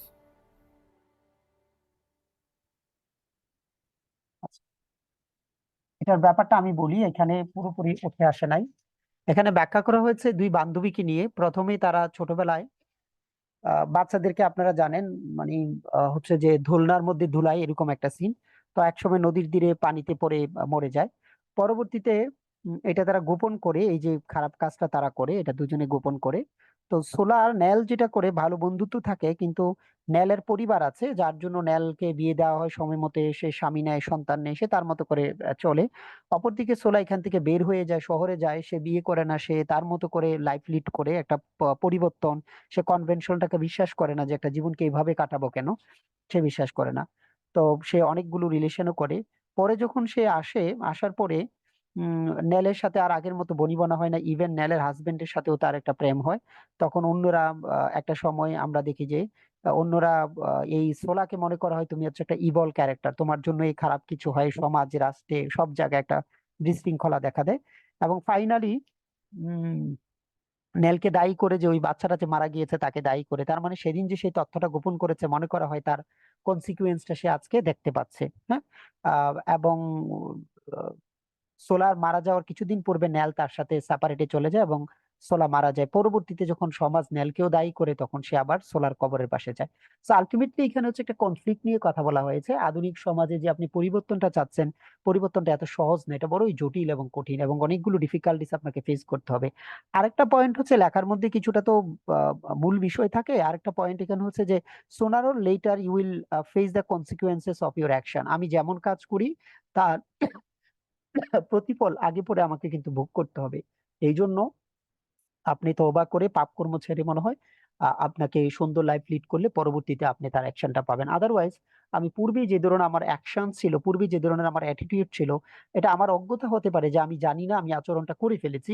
কিন্তু আপনি দ্রুত শিখে নিতে হবে, আর যদি না নিতে পারেন তাহলে ডেফিনেটলি আপনাকে সাফার করতে হবে। ফর এক্সাম্পল আমি যদি বলি, আমার কলেজের অনেক স্টুডেন্ট এসএসসি তে পাশ করে আসছে, কিন্তু এসএসসি তে পাশ করার যোগ্যতা নেই, কিন্তু এখন তো ইন্টারে ফেল করবে। সেটাও এক ধরনের অপমান, তাই না? এসএসসি তে ফেল করে ভালো করে পরে পাশ করতে আসলে ভালো। এখন খুব একটা ভয়ঙ্কর অবস্থা, ইভেন তার গার্ডিয়ানরাও জানে না স্টুডেন্টকে কিভাবে মোটিভেট করবে, কোন রং কিভাবে লিখবে, ক্লাসেও আসে না, বাসায় থাকে। সো আপনারা তো জানেন, একটা স্টুডেন্ট যদি বলা হয়, আপনি যদি বাড়িতে থাকেন, যদি বলেন যে কোচিং এ কোনো ক্লাস হয় না, কি পড়ায় না পড়ায়, একটু ভিডিও দেখায়, স্লাইড দেখে দেখে পড়ায়, এগুলো তো আমিও পড়তে পারি। তখন আপনার বাসায় শিক্ষিত কেউ থাকলে তখন আপনাকে বলবে, স্যার যেটা পড়ায় তুই এত পণ্ডিত না হইয়া স্যার এগুলো শোন, তারপরে মডেল টেস্ট দিয়া ভালো কর। এমন না যে আপনি ক্লাস না করে মডেল টেস্ট দিয়া ফার্স্ট সেকেন্ড হচ্ছেন। যদি মডেল টেস্ট দিয়ে ভালো করেন, তখন বুঝবে যে হ্যাঁ, ঠিক আছে, স্যারের ক্লাস না করলেও সে নিজে নিজে কভার করতে পারবেন। আপনি ক্লাসও করবেন না, পরীক্ষাও ভালো করবেন না, আবার বাড়িতে পণ্ডিতে করলে গার্ডিয়ান এটা মেনে নিবে, তার মানে গার্ডিয়ানের একটা প্রবলেম। গার্ডিয়ানও এইভাবে বড় হয়েছে। সো গার্ডিয়ানকে দোষ দিচ্ছে না, this is the system actually. আপনি এখন কষ্ট করে পড়ছেন, আজকে টনি মরিসন নিয়ে জানলেন, যে তার সোলা নিয়ে জানলেন। কনভেনশনাল যারা, আনকনভেনশনাল লাইফ লিড করতে চান, সমাজের নিয়ম মানতে চান না যারা, তারা কতটা সাফারিংস হবেন, এবং আপনাদেরকে খারাপও বলা হবে, বলা হবে যে ইবল, তোমার জন্য এই খারাপগুলো হচ্ছে, যেমনটা সোলার লাইফে হয়েছে। এবং নেল একটা অপরাধ সে গোপন করেছে, এবং সেও কিন্তু তার শাস্তিটা কিন্তু পাচ্ছে। তো আপনি মিলাইতে পারবেন যে দাস প্রথাটা, মুক্তিটা কেমন, রোহিঙ্গার লাইফ, আমাদের লাইফ কেমন, যদি আপনি টনি মরিসন 1993-তে নোবেল পেয়েছে কি কারণে, তাদের অবস্থাটা আপনাকে জানতে হবে। সো আহ, এখন আমি কথা বলবো রবার্ট ফ্রস্ট নিয়ে, আমেরিকান খুবই বিখ্যাত কবি। রবার্ট ফ্রস্ট থেকে একটা কোটেশন আপনাদের খুবই ইম্পর্টেন্ট আসবে। আমাদের প্রাইম মিনিস্টার শেখ হাসিনা বিভিন্ন অনুষ্ঠানে এই কোটেশনটা অনেক সময় বলে থাকে। হ্যাঁ। সো রবার্ট ফ্রস্ট আমেরিকার হচ্ছে যে খুবই বিখ্যাত একজন লেখক। ওনার আমেরিকার প্রেসিডেন্টের যে ইনগিউরেশন প্রোগ্রাম আছে, সেখানেও তিনি কথা বলেছেন, কবিতা লিখেছেন। তো ওনার অনেকগুলো কবিতা আছে, তার মধ্যে আমি একটা কবিতাকে পড়াবো, আর বাকি দুইটা কবিতার দুইটা কোটেশন পড়াবো। প্রথমে আমি কথা বলছি, সেটা হচ্ছে যে দা রুড নট টেকেন নিয়ে কথা বলছি। এই কবিতার একটা লাইন হচ্ছে, I took the one less travel by and that has made all the differences. আমি ভিন্ন পথে হেঁটেছি, এবং যার জন্য আজকে এই কি ভিন্নতা। I took the one less travel by and that has made all the differences. তার মানেটা হচ্ছে ধরেন সাধারণ লাইফটা, যেটা বললাম কনভেনশনাল লাইফ আর আনকনভেনশনাল। আনকনভেনশনাল লাইফ লিড করে দেখা যাবে কি আপনি হয়তো অনেক বিখ্যাত, অনেক বড় কিছু হতে পারবেন। এমন হতে পারে এমপি মন্ত্রী থেকে আপনি বেশি পাওয়ারফুল হতে পারেন। ব্যারিস্টার অনেকেই আছে, কিন্তু ব্যারিস্টার সমান অর্থ আয় করে বড় বড় বিল্ডিং না করে সামাজিক কাজে যুক্ত হয়েছেন। অন্ততপক্ষে ফুটবল খেলার মাধ্যমে আনন্দ দেওয়া, ব্রিজ তৈরি করে দেওয়া। আমি বলছি না যে তিনি ভালো, তিনি যেহেতু একটা নির্দিষ্ট সরকারকে বর্তমানে এই পরিস্থিতিতে সাপোর্ট দিচ্ছেন এবং কাজ করে যাচ্ছেন, সেই হিসাবে তাকে ভালো বলাটার সুযোগ খুব কম। তবে ওনার কাজকর্ম যে অনেকটাই ভালো, অন্যদের মতো যে তিনি দুর্নীতিবাজ হবেন না এটা জোর গলায় বলা যায়। এবং অন্যরা যে ধরনের ক্রাইম করবেন তিনি এই ধরনের বড় বড় ক্রাইম আমার কিংবা আমাদের মনে হয় তিনি হয়তো বা করবেন না। আমরাও ক্রাইম করি, কিন্তু ক্রাইমের একটা লেভেল আছে। এই জন্য ব্যারিস্টার সুমনের এই সামাজিক অ্যাক্টিভিটিজ এর কারণে তিনি কিন্তু বিভিন্ন অনুষ্ঠানে এখন যাচ্ছেন, এমপি হওয়ার পূর্বেও যাচ্ছেন। এবং উনি সত্য এবং সৎ পথের কথাই একটু বেশি বলবেন, আনকনভেনশনাল ওয়েতে। আমি কনভেনশনাল কথাটা বলছি না। So this is the point actually, I took the one less travel by and that has made all the differences. এবারে শুন সেই বিখ্যাত কবিতা stopping by woods on a snow evening.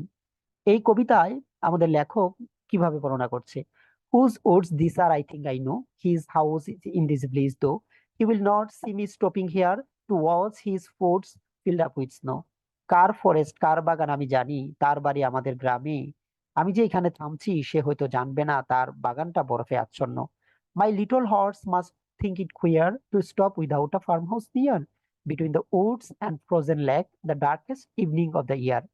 আমার ঘোড়াটা ভাবছে এটা খুবই একটা অদ্ভুত একটা ব্যাপার, তুমি এখানে কেন থামলা, সে কাছে তো কোনো ফার্ম হাউস নেই, বরফাচ্ছন্ন একটা জায়গা এবং এই যে বন, খুবই অন্ধকার একটা জায়গা। He gives his harness bells a shake to ask if there is some mistake, the only other sounds the sweep of easy wind and downy flake. সে বলতেছে যে কোনো ভুল হয়েছে কিনা, সে তার মাথাটা নাড়া দিল। তখনই সেই বিখ্যাত কথাটা বলা হলো, the woods are lovely dark and deep, but I have promises to keep and miles to go before I sleep, and miles to go before I sleep. এই ফরেস্টটা, বনটা অনেক সুন্দর, অনেক অন্ধকার, অনেক আহ অন্যরকম বা গভীর, কিন্তু আমি ওয়াদা করেছি মৃত্যুর পূর্বে আমার অনেক কাজ আছে, ঘুমানোর পূর্বে অনেক কাজ আছে আমাকে করতে হবে। তো এই কথাটা বলা হয়। এত চমৎকার চাকচিক্যময় গৌড়ি জিনিস দেখে আমার থাকলে হবে না, আমার অনেক কাজ আছে, আমাকে সেই কাজ কমপ্লিট করতে হবে। এটা হচ্ছে সেই পয়েন্ট, সেই গুরুত্বপূর্ণ কথা। The woods are lovely, dark and deep, but I have promises to keep and miles to go before I sleep, and miles to go before I sleep. এটা পড়তে হয়। ওনার আরেকটা কোটেশন পড়তে হয়, সেটা হচ্ছে যে বেন্ডিং ওয়াল থেকে। Uh, the poem revolves around of the two neighbors who come each other in spring everywhere to man the stone wall that separates their farms. দুজন প্রতিবেশী বছরের একটা সময় আসে, এসে কি করে তাদের বাগানের মধ্যে থেকে একটা ওয়াল তৈরি করে। The poem demonstrates how good fences create good neighbors and how people can preserve their long-lasting relations with neighbors by founding such walls. বলছে মানুষের সাথে সম্পর্কটা ঠিক রাখার জন্য একটা ডিস্টেন্স দরকার, একটা ওয়াল দরকার। একেবারে মাখামাখি হয়ে গেল তাহলে সম্পর্কটা মানে এতটা মধুর বা চমৎকার থাকে না। It can be between husband and wife, lover and beloved, father and son, daughter and mother. প্রত্যেকের মধ্যে একটা ডিস্টেন্স, একটা রেসপেক্ট থাকতে হবে। তা আমরা বলতে পারি যে এখানকার গুরুত্বপূর্ণ কথা হচ্ছে এটাই, good fences make good neighbours. আপনার যদি একটা বেড়া থাকে, একটা ওয়াল থাকে, তাহলে সম্পর্কটা ভালো থাকে, রিলেশনশিপ টিকে থাকাতে। এখন আপনি রবার্ট ফ্রস্টের stopping by woods on a snow evening কিভাবে মনে রাখবেন? Stopping by woods on a snow evening মনে রাখবেন হচ্ছে আপনি ধরেন উড মানে হচ্ছে ফরেস্ট, রবার্ট ফ্রস্ট থেকে ফরেস্ট, এই ফরেস্টের মধ্যে অনেক সময় ওয়াল তৈরি করি যদি হয়, একটা বাগান বা একটা জায়গা যদি দুজনের হয় আমরা একটা ওয়াল তৈরি করতে পারি। আবার এর মধ্যে রাস্তা থাকে না, তাহলে রাস্তা, তারপরে বেড়া দেওয়া এবং হচ্ছে যে ফরেস্ট, এই তিনটা শব্দ দিয়ে ওনার এটা মনে রাখার চেষ্টা করবেন আপনি। আমাদের আমেরিকার জাতীয় কবি অনেকটা বলা হয়, গণতন্ত্রের কবি অনেকটা বলা হয়, এটা নাম হচ্ছে ওয়াল্ট হুইটম্যান। ওয়াল্ট হুইটম্যান বলছেন যে তিনি হচ্ছেন poet of democracy, poet of world democracy, তিনি নিজেকে দাবি করছেন আহ ওয়াল্ট হুইটম্যান। এবং ওনার বিখ্যাত কবিতা হচ্ছে লিভস অফ গ্রাস। তিনি বলছেন আমি আমার কথা বলা মানে গণতন্ত্রের কথা বলা, আমি আমার কথা বলা মানে আমেরিকার কথা বলা। এবং সেখানে আপনারা দেখতে পাবেন O captain my captain. Abraham Lincoln যে মারা গিয়েছে, আব্রাহাম লিঙ্কন নিয়ে অনেকগুলো কথা আপনারা জানেন। আব্রাহাম লিঙ্কন যখন মৃত্যুবরণ করার পূর্বে দাড়ি রাখা নিয়ে একটা ঘটনা আছে ওনার। প্রেসিডেন্ট যখন ইলেকশন করবেন, একবার একটা মেয়ে চিঠি পাঠালো, বললো যে আপনি আমাদের এলাকায় এসেছিলেন, আপনি একটু দাড়ি রাখলে আপনাকে আরো সুন্দর মানাবে দেখতে। তখন আব্রাহাম লিঙ্কন তাকে চিঠি দিল যে আমার সামনে তো নির্বাচন, এখন আমি বেশভূষা পরিবর্তনটা হয়তো ঠিক হবে না, আমি তোমার কথা রাখতে পারলাম না। পরবর্তীতে প্রেসিডেন্ট হওয়ার পরে ওই এলাকায় আসছেন এবং তিনি বক্তৃতায় বলছেন, আজকে আমি দাঁড়িয়ে রেখে এসেছি সেই ছোট্ট বন্ধুটির কথায়। পরে ওই মেয়েটির সাথেও দেখা হয়েছে, তার পরিবারের সাথে দেখা হয়েছে। লিঙ্কন আমেরিকাতে যে কাজটা করেছিলেন, দাসপ্রথা বিলুপ্ত করেছেন এবং ওনার হত্যা হয়েছে। কারণ দাসপ্রথা বিলুপ্তের কারণে অসংখ্য মানুষ আছে, তাদের বাণিজ্য যেটা আছে এটা লস হয়েছে। আপনি বলেন, স্টকের বিজনেস বন্ধ করে দিলে বিজনেসম্যান যেভাবে ইচ্ছা সেভাবে দাম হাঁকিয়ে ব্যবসা করাটা যদি বন্ধ করে দেয়, তখন অসংখ্য মানুষের বিজনেস করবে না এবং যে করবে তার হত্যা করে ফেলবে। কারণ আপনি একটা মানুষকে অনেক সুবিধা দিয়ে হঠাৎ করে বন্ধ করে দিলে তাহলে ভয়ঙ্কর আকার ধারণ করে। তাহলে এই যে ওয়াল্ট হুইটম্যান আছে, ও ক্যাপ্টিন মাই ক্যাপ্টিন, এটা আপনাকে পড়তে হবে। হুম, এইটুকু। সো আরেকজন লেখক আছে যাকে আমেরিকান শেক্সপিয়ার বলা হয়। 1954-এ তিনি 1949-এ তিনি নোবেল পুরস্কার পেয়েছেন, উইলিয়াম ফকনার। উনার জাস্ট হচ্ছে, আমি sound and the fury and as I lay dying বলি, এগুলো একটু কঠিন, আমি বারবার চেষ্টা করছি ওনার উপন্যাসগুলো পড়ার। দুজনের উপন্যাস আমি খুব কষ্ট হয় বুঝতে। একটা হচ্ছে আপনার আর্নেস্ট হেমিংওয়ে, আর একটা হচ্ছে জর্জ অরওয়েল। জর্জ অরওয়েলের যে ইউলিসিসটা, এটা বোঝাটা একটু জটিল, চেষ্টা চালিয়ে যাচ্ছে, আর একটু সময় দিলে হবে। অন্যান্য লেখক আমি ধরেন 10 মিনিট পড়ার পরে একটা কনসেপ্টে চলে আসে যে আমি ব্যাপারটা বুঝতে পারি। কিন্তু এদেরকে আমার একটু সময় লাগে। এদেরকে একটু সময় লাগে। সো আমরা যে কথাটুকু বলতে চাই, sound and the fury, as I lay dying, এই দুটা হচ্ছে সেম। দাসপ্রথা বিলুপ্ত হওয়ার পরে কিছু ফ্যামিলি তাদের অনেক কিছুই হারিয়েছে, তাদের সম্মান হারিয়েছে, তারা অতীতে বসবাস করে। এবং কিছু কিছু ফ্যামিলি আছে, তারা আসলে কোনো অবস্থা থেকে এটা থেকে বের হতে পারছেন না। তো ওনার লেখাগুলো হচ্ছে এই টাইপের, sound and the fury, as I lay dying. এবং ওনার আরেকটা চমৎকার আছে, সেটা হচ্ছে যে rose for Emily. Rose for Emily, এটা একটা হরর টাইপের। আর রোজ ফর এমিলি মানে হচ্ছে, মেয়েটা কোনো অবস্থাতেই অতীত ছাড়তে পারছে না, তার মানে মাকে, বাবার মৃত্যুটাকে ভুলতে পারছে না। বাবা মৃত্যুবরণ করেছে, লাশটাকে 3 দিন আটকে রাখে, পরবর্তীতে একটা ছেলেকে পছন্দ করে, কিন্তু সমাজ তার কাছে তাকে বিয়ে দিবে না।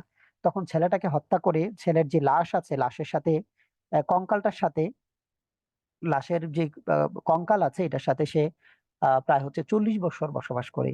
এই মেয়েটার মৃত্যুর পরে তার ঘর খুঁজে গিয়ে দেখে যে এই মেয়েটা যে রুমে থাকতো, সেই রুমে এক পাশে হচ্ছে ওই ছেলেটার আনা সকল গিফট, এক পাশে হচ্ছে যে কঙ্কাল, এবং সে বসবাস করছে।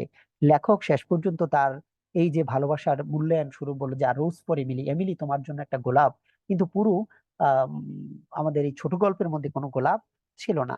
সো মূলত উইলিয়াম ফকনার খুবই বিখ্যাত একজন লেখক, কিন্তু উনার লেখকের যে স্টাইলটা বা ঢংটা আমি বললাম, প্রথমে হচ্ছে যে একটু জটিল, ওনাকে বোঝার জন্য যথেষ্ট যোগ্যতা লাগে, সেই যোগ্যতা এখনো আমার পুরোপুরি হয়নি। Sound and the fury and as I lay dying, আমি ধরেন অ্যাজ আই লে ডাইং মানে এই বইটা কিনেছি, একটা উপন্যাস কিনেছি আমি 1000 টাকা দিয়ে, একটা উপন্যাস। একজন বিখ্যাত প্রফেসর ইন্ট্রোডাকশন ছিল, 1000 টাকা দিয়ে একটা উপন্যাস কিনেছে। সাউন্ড এন্ড দ্য ফিউরি দুটাকে একটু একটু করে পড়ছি, কিন্তু ওইভাবে এখনো প্রতি লাইন বাই লাইন বুঝি না, কারণ ইংরেজি যতটুকুই পড়েছি, আসলে ইংরেজি শেখার আমার আরো অনেক বাকি। এখন আমি একটা উপন্যাস রিভিশন দিচ্ছিলাম, জর্জ অরওয়েলের এনিমেল ফার্ম, অনেক সহজ একটা, তারপরেও দেখি যে আমার এই পুরো উপন্যাসের মধ্যে মিনিমাম 8 থেকে 10টা শব্দ আমার এখনো অজানা। তার মানে বুঝতে পারছেন, এখনো মনের মতো করে পড়ে বুঝে উঠতে আরো সময় বা যোগ্যতা লাগবে উপন্যাসগুলো। আমরা তো এগুলো পরীক্ষা দিয়েছি সিনোপসিস পড়ে, সহজ ভাষায় পড়ে, অ্যাকচুয়াল টেক্সট তো আমরা পড়তাম না। যেমন আমরা ছোটবেলায় মনে আছে, পুরো ইন্টারমিডিয়েট পর্যন্ত জীবনে মাত্র 2টা উপন্যাস পড়েছি, পদ্মা নদীর মাঝি আর হাজার বছর ধরে।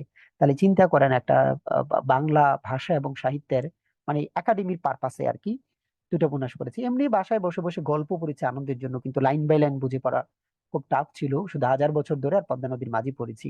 আর অনার্স এর লাইফে ইংরেজি সাহিত্য পড়ার সময় আমি মনে হয় প্যাসেজ টু ইন্ডিয়া, এই উপন্যাসটা, এই টাইপের গুটি কয়েকটা উপন্যাস পুরোপুরি পড়েছি, বাকিগুলো তো ছোট গল্প, সিনপসিস, প্রশ্ন আনসার পড়েই কিন্তু আমরা চালিয়ে দিয়েছি।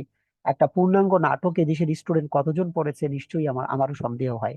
পূর্ণাঙ্গ একটা নাটক ধরেন শেক্সপিয়ারের হ্যামলেট কিংবা as you like it, line by line বুঝে বুঝে পড়বে। তো আমরা প্রশ্ন আনসার আলোকে পড়েছি, এই ব্যর্থতাটুকু আছে যেটা আমি স্বীকার করলাম। যে উইলিয়াম ফকনার আমার কাছে যথেষ্ট কঠিন লেখক মনে হয়। সাউন্ড এন্ড দ্য ফিউরিতে এটা মূলত হচ্ছে tale about the demise of the Compson family. এই ফ্যামিলির মারা গিয়েছে একজন, তার লাশটাকে কবর দিবে, মানে মায়ের লাশটাকে কবর দিবে, তারা ভালো একটা জায়গায় নিয়ে যাবে, এই ঘটনা নিয়ে লেখা হয়েছে। প্রত্যেকের এক একটা উদ্দেশ্য থাকে এই লাশের সাথে। এই টাইটেলটা তিনি নিয়েছেন ম্যাকবেথের সেই বিখ্যাত জায়গা থেকে, life is a tale told by an idiot signifying nothing, the sound and the fury, যে এই যে সরগোল হট্টগোল করে আসলে তেমন কিছুই না। সো এই টাইপের আরেকজন লেখকের একটা কবিতা আছে, সেটা আমি বলবো আজকে। হারমেন মেলভিলের মোবিডিক পড়তে হয়, আপনারা পড়বেন হারমেন মেলভিল মোবিডিক। মোবিডিক হচ্ছে একটা সাদা তিমির কাহিনী। প্রকৃতির বিরুদ্ধে সংগ্রাম করা ঠিক নয়। সমুদ্রে একবার ইমাজিন করেন, সারাদিন কত মাছ কেটে খান, গরু জবাই করে খান, আহ ছাগল জবাই করে খান, মুরগি খেয়ে ফেলেন গপাস গপাস। একদিন যদি কয়েকটা মুরগি মিলে একটা মানুষ খেয়ে ফেলে, সেটা নিউজ হবে। প্রতিদিন গরু জবাই করে খান, কোনো নিউজ নাই, একটা গরু আপনাকে মেরে ফেলে নিউজ হয়ে যাবে। আপনি তিমি মাছকে শিকার করেন তেল সংরক্ষণের জন্য, কোনো নিউজ হয় না, কিন্তু একটা তিমি আপনাকে খেয়ে ফেললে নিউজ হবে। কতটা ভয়ঙ্কর মানুষগুলো। যাই হোক, সেটার ধর্মীয় ব্যাখ্যাও আছে। তো তারা কি করলো, উম এই এই যে তিমি মাছ আছে, তিমি মাছটাকে, যে তিমি মাছটা আমাদের ক্যাপ্টেনের পা খেয়ে ফেললো, লক্ষ্য হলো ওই তিমি মাছটাকে হত্যা করা। পুরো সৈন্য নিয়ে জাহাজ নিয়ে যায়, কিন্তু ওই তিমি মাছ পুরো জাহাজকে ডুবিয়ে ফেলে। তাহলে মোবিডিক প্রকৃতির বিরুদ্ধে যেন সংগ্রাম না করি, চমৎকার একটা উপন্যাস, সেটা আপনারা পড়তে পারেন। আমি যেটা বলবো, ইউজেনি ওনেল এর আপনারা একটা পড়তে হবে, ইউজেনি ওনেল এর দ্য হেয়ারি এইড। তো পড়বেন কিভাবে, আমরা নেল থেকে, নখ থেকে, ইউজেনি ওনেল নখ আর হচ্ছে চুল মিলিয়ে যদি পড়ি। হেয়ারিং হচ্ছে শ্রমজীবী মানুষের অধিকার আদায়ের জন্য এই ছেলেটা কাজ করে, কিন্তু তার মৃত্যু হয়। শ্রমিকদের অবস্থা খুবই ভয়ঙ্কর। মালিকরা শ্রমিকদের সাথে বসে একসাথে ইফতার করবে না। তাদের আয়ের কারণে এত উন্নত হয়, প্রতিদিন ইফতারটা তাদেরকে একসাথে নিয়ে বসে করা উচিত। একদিন শ্রমিকরা কাজ করা বন্ধ করে দিলে আপনারা যারা বড় লোক আছেন আপনারা করতে হবে, কিন্তু গরিবরা কাজ করা বন্ধ করবে না, সে কিভাবে বা চলবে?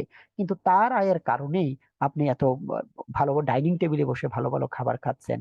সো এই হেয়ারি এইট হচ্ছে সেই সংগ্রামটা, আপনারা এটা মিলিয়ে একটু পড়বেন। হ্যাঁ, Eugene O'Neill, Eugene O'Neill, nail আর চুল মিলিয়ে পড়বেন, Eugene Onel,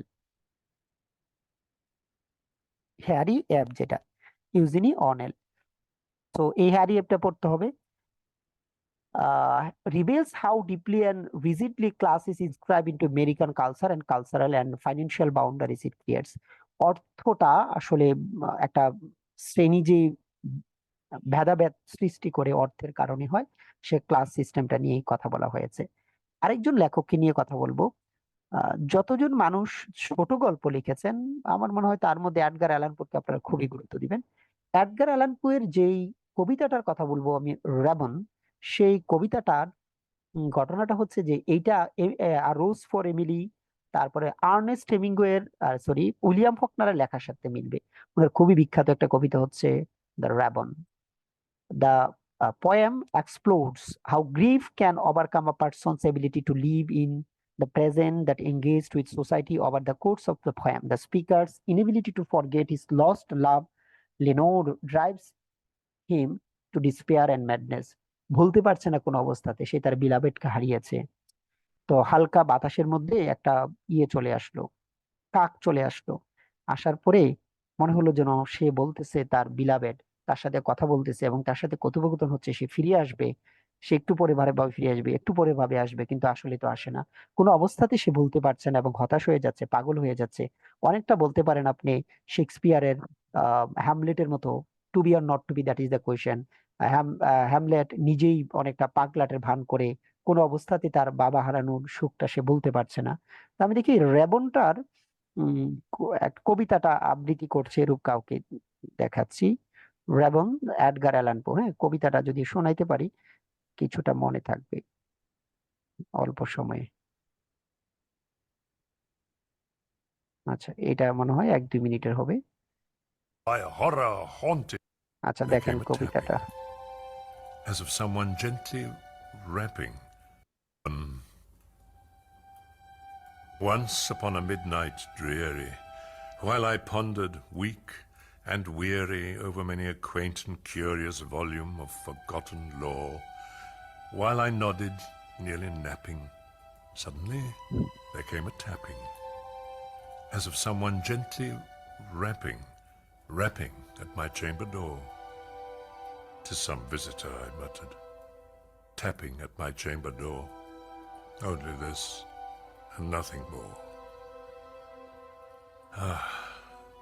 Distinctly I remember it was in the bleak December, and each separate dying ember wrought its ghost upon the floor. Eagerly I wished the morrow. Vainly I had sought to borrow from my books surcease of sorrow, sorrow for the lost Lenore, for the rare and radiant maiden whom the angels named Lenore. Nameless here forevermore. And the silken, sad, uncertain rustling of each purple curtain thrilled me, filled me with fantastic terrors never felt before, so that now, to still the beating of my heart, I stood repeating, "'Tis some visitor entreating entrance at my chamber door, some late visitor entreating entrance at my chamber door. This it is, and nothing more." Presently, my soul grew stronger. Hesitating then no longer, "Sir," said I, "or Madam, truly your forgiveness I implore, but the fact is I was napping, and so gently you came rapping, and so faintly you came tapping at my chamber door, that I scarce was sure I heard you. Here I opened wide the door.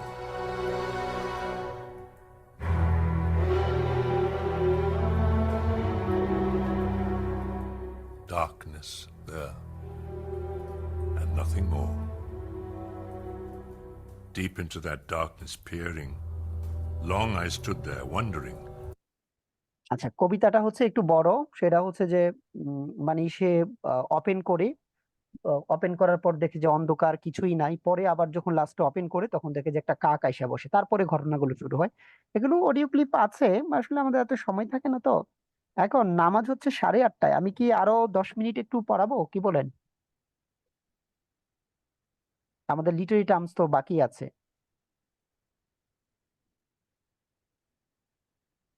শুনতে পাচ্ছেন?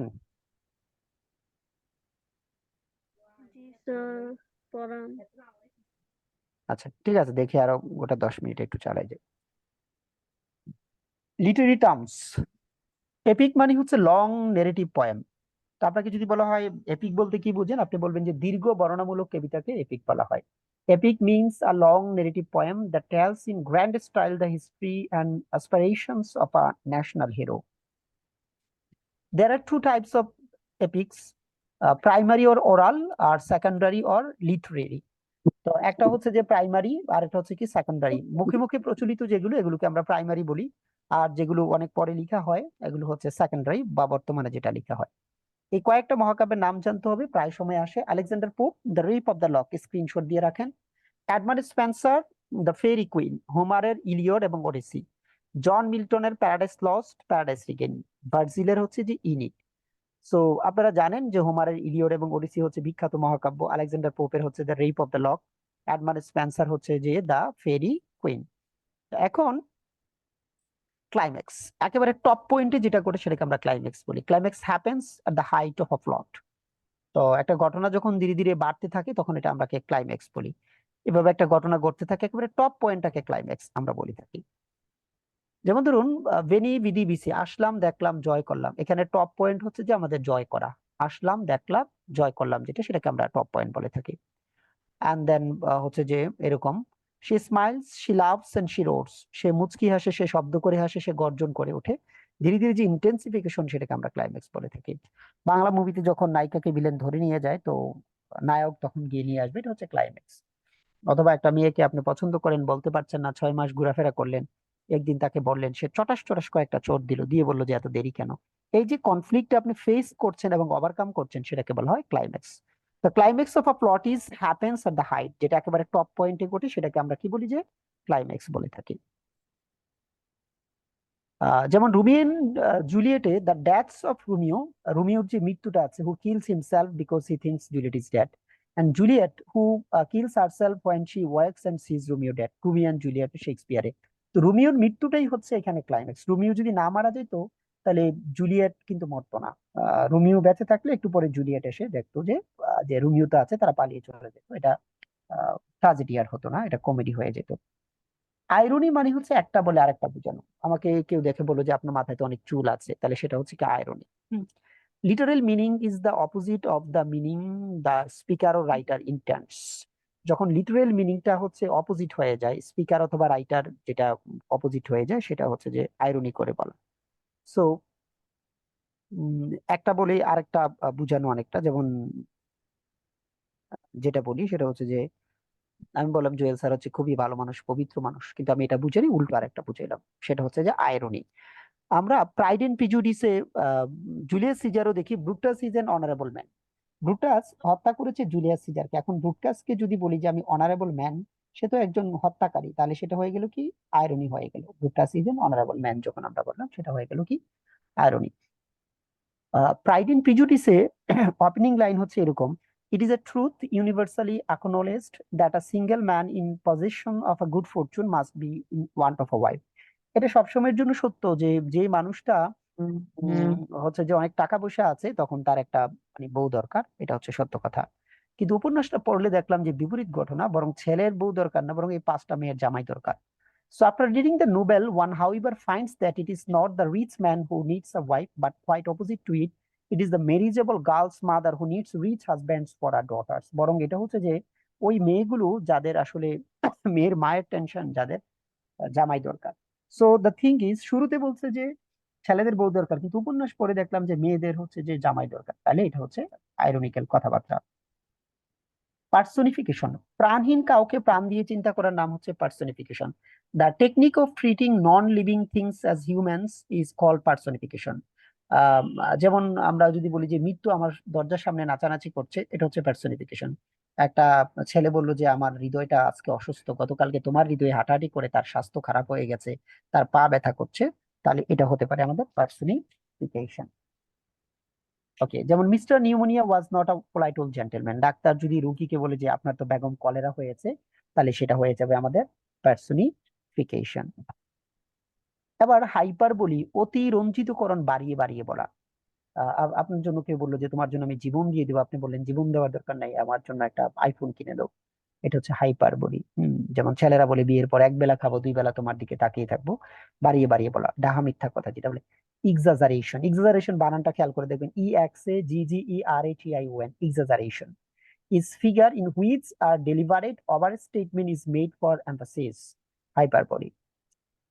10,000 saw at a glance, এক নজরে আমি 10,000 দেখলাম। এই যে এক নজরে আমি 10,000 যে দেখলাম, সেটা হচ্ছে যে আপনার কি অনেকটা হচ্ছে যে আমরা হাইপারবোল বলতে পারি।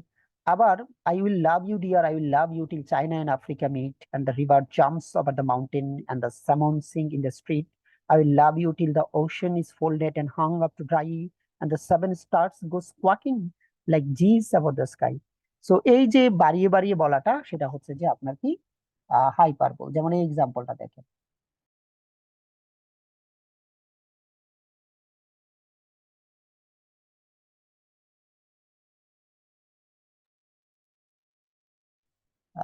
এখানে কি বলেছে দেখেন, বলেছে যে I loved Ophelia, 40,000 brothers could not with all their quantity of love make up my son. আমি ওফিলিয়াকে ভালোবাসি, 40,000 ভাইয়ের ভালোবাসা একসাথে হলেও আমার ভালোবাসা সমান হবে না। এই যে 40,000 ভাই পাবে কোথায়? এই যে বাড়িয়ে বাড়িয়ে বলা, এগুলো হচ্ছে হাইপারবোল। আবার মনে আছে all the perfumes of Arabia will not sweeten this little hand. তবে সকল পারফিউম দিয়ে ওয়াশ করলে এই রক্তের দাগ যাবে না, সেটাও হাইপারবোল। লিমিরিক, 4-5 লাইনের ছোট মজাদার কবিতাকে লিমিরিক বলে। যেমন আপনাদের নাফিস স্যার তার শালিকাকে নিয়ে একটা লিমিরিক লিখেছে, ওর নাম হচ্ছে রাসনা। ওকে বললো, রাসনা ও রাসনা, তুই আমাকে ছেড়ে কোথাও যাস না, আমার কাছে এসে বস না, আমার একটা দরস না, রাসনা ও রাসনা। সো এই যে লিমিরিক মানে হচ্ছে funny poem of 5 lines called limerick. আবার কথা বলছি আমরা হচ্ছে সলোলোকি। একা একা যখন কেউ কথা বলে স্টেজে নিজের কথাগুলো বিড়বিড় করে বলে, সেটাকে আমরা সলোলোকি বলি। বিখ্যাত দুইটা সলোলোকি হচ্ছে to be or not to be, that is the question, yet art thou still but Faustus and a man. So to be or not to be, that is the question. এখানে confusion যে কি করবে না করবে, এগুলো আমরা আরেকটা example দেখিয়েছি, দ্য লাভ সং অফ যে আলফ্রেড টুফক, সেখানেও দেখিয়েছি to be or not to be, that is the question. সে টি.এস. এলিয়টের লেখা, ফিলোসফি আপনারা লিখেছেন। ইলিজি মানে হচ্ছে কারো মৃত্যুতে যেটা লিখে, সং অফ ল্যামেন্টেশন। বিখ্যাত কয়েকটা ইলিজি, প্রায় প্রত্যেক বছরই একটা ইলিজির নাম আসে, আপনারা জানেন। জন মিল্টনের হচ্ছে লিসিডাস, ম্যাথিউ আর্নল্ড হচ্ছে থাইরেসিস, পিবি শেলি হচ্ছে অ্যাডোনিস, আলফ্রেড টেনিসন লিখেছেন ইন মেমোরিয়াম আর্থার হেনরি হালামের মৃত্যুতে। আর বাংলা সাহিত্যের কবর কবিতার মতো একটা বিখ্যাত ইলিজি হচ্ছে elegy written in a country churchyard. Thomas গ্রের বিখ্যাত সেই elegy written in a country churchyard. তো কারো মৃত্যুতে লেখাকে আমরা ইলিজি বলে থাকি। সনেট আপনারা জানেন, sonnet is a poem of 14 lines, 14 লাইনের কবিতাকে আমরা সনেট বলে থাকি, যেখানে আইএমবি পেন্টামিটার আমরা ব্যবহার করে থাকি। অ্যান্ড প্রোটাগনিস্ট মানে হচ্ছে প্রধান চরিত্র, যেটা লিডিং ক্যারেক্টার। প্রোটাগনিস্ট মানে হচ্ছে লিডিং ক্যারেক্টার। হোমোনিমস, বেশি মিল যেটা থাকে, যদি দেখেন যে বানান এবং উচ্চারণ একই, শুধু অর্থের পার্থক্য, সেটাকে আমরা হোমোনিমস বলে থাকি। যেমন you are right, look at your right side. You are right, এই যে রাইট আছে, রাইট হচ্ছে কি আবার এই সঠিক, আর লুক এট ইউর রাইট সেটা হচ্ছে যে ডান দিক, তাহলে এটা হচ্ছে কি হোমোনিমস। You are right, look at your right side. Homophones মানে হচ্ছে শুধু ফনেটিক্স। যখন ফনেটিক্সটা ঠিক থাকে তখন সেটাকে আমরা বলি যে উচ্চারণটা ঠিক থাকে, আর কোনো কিছু ঠিক থাকে না, সেটাকে বলি আমরা homophones. WRIT right, RIGHT right. তো এই যে দুইটা রাইট আছে, নিউ আর হচ্ছে নিউ, তাহলে এগুলো হচ্ছে হোমোফোনস। তাহলে হোমোফোনস কোনটা, যেখানে ফনেটিক্সটা শুধু মিল থাকে, সেটাকে আমরা হোমোফোনস বলে থাকি। হ্যাঁ, অনোমেটোপিয়া মানে হচ্ছে অনুকার অব্যয়। ডিং ডিং, ডং ডং, হনন, কনকন, বনবন, ইমিটেশন অফ সাউন্ডস যেটাকে বলি। A word that phonetically imitates, resembles, or suggests the source of the sound that it describes. Meow, এই যে সাউন্ড গুলো আছে সেটা হচ্ছে যে আপনার অনোমেটোপিয়া। প্যারাডক্স, স্ববিরোধী কথাবার্তা বলা। যেমন cowards die many times before their death, কাপুরুষেরা মৃত্যুর পূর্বে বারবার মরে যায়। প্যারাডক্সিক্যাল কথাবার্তা কিভাবে? প্যারাডক্সিক্যাল কথাবার্তা হচ্ছে কাপুরুষেরা আবার বারবার মরে কিভাবে? মানুষ তো একবারে মরে, কিন্তু if you think closely, very closely, যে একটা মানুষ যখন সত্য কথা বলতে পারে না, সৎ পথে চলতে পারে না, তাহলে সেটাও কিন্তু এটা হয়। এটা হচ্ছে প্যারাডক্সিক্যাল। এখন অক্সিমোরান কি? পাশাপাশি দুটা বিপরীত শব্দ বসলে সেটাকে অক্সিমোরান বলে। যেমন ইরেগুলারলি রেগুলার, চরিত্রহীন ভালো মানুষ, যদি বলি আপনাদের নাফিস সাদিক বইয়াতে, চরিত্রহীন ভালো মানুষ। Painful pleasure, open secret, the chair is pretty ugly, এগুলোকে আমি বলতে পারি যে অনেকটা অক্সিমোরান। Terrible beauty. সো যখন পাশাপাশি দুটো বিপরীত শব্দ, সেটাকে আমরা বলি অক্সিমোরান। আর যখন একটা ভাবনাকে আমরা বিপরীতার্থ করি, সেটার নাম হচ্ছে paradox. Cowards die many times before their death, paradox. Terrible beauty, এখানে আমি যদি এক্সাম্পলটা দিয়ে দিই, ভয়ঙ্কর যে সুন্দর বলি, সুন্দরকে যদি আমি ভয়ঙ্করে বলি, তাহলে আর এটা কিভাবে হলো? ঠিক আছে, কারণ বললাম যে terrible, I really terrible beauty. So এগুলোকে আমরা বলি যে অক্সিমোরান। পান মিন্স হচ্ছে প্লে অন ওয়ার্ড, শব্দের খেলা। শব্দ একটা কিন্তু বললাম দুইটা। আমি কাউকে বললাম যে you are a cat, so cat অর্থ বিড়াল, ক্যাট অর্থ ঝগড়াটে মহিলা, তো বোঝা যায় না আপনি কি বুঝাইছেন। তো এটাকে বলা হয় পান, প্লে অন ওয়ার্ডস। অ্যাসোনেন্স, অ্যাসোনেন্স মানে হচ্ছে the repetition of the same vowel sounds in a sentence. The rain in Spain falls mainly on the plain, the rain in Spain falls mainly on the plain. তো এই যে rain, Spain, vowel সাউন্ডে repeat হলে assonance, consonant সাউন্ডে repeat হলে এটাকে বলি আমরা alliteration.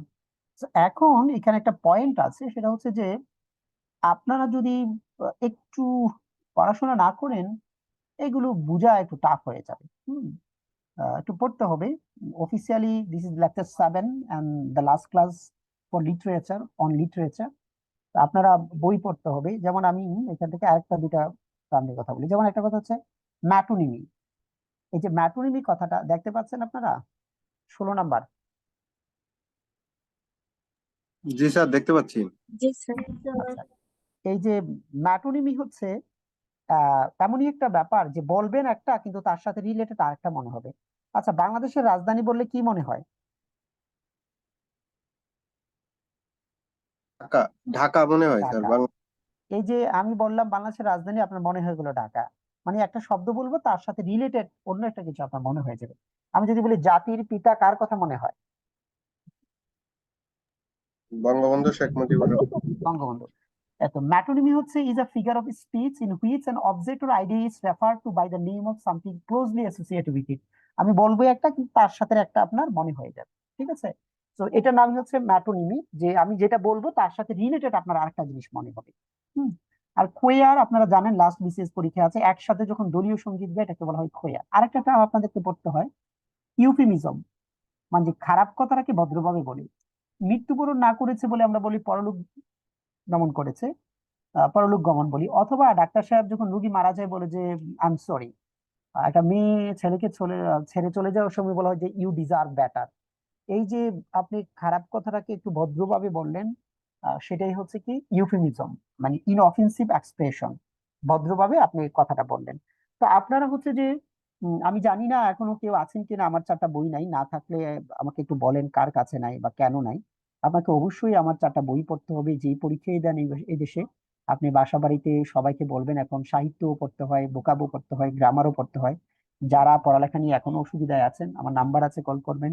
অবশ্যই আমার 4টা বই কিনবেন, অন্যদেরকে বলবেন পড়তে। আপনারা যেহেতু আমার সাহিত্যে লিটারেচার পড়ছেন, মানুষ চটি বই পড়ে পরীক্ষা দিতে চায়, তাদেরকে বলবেন যে প্রচুর প্রশ্ন আছে, তুই প্রথমে 30 জন লেখক পড়, তারপরে মাঝে মাঝে কাহিনীগুলো পড়িস, তুই আরাম করে পড়।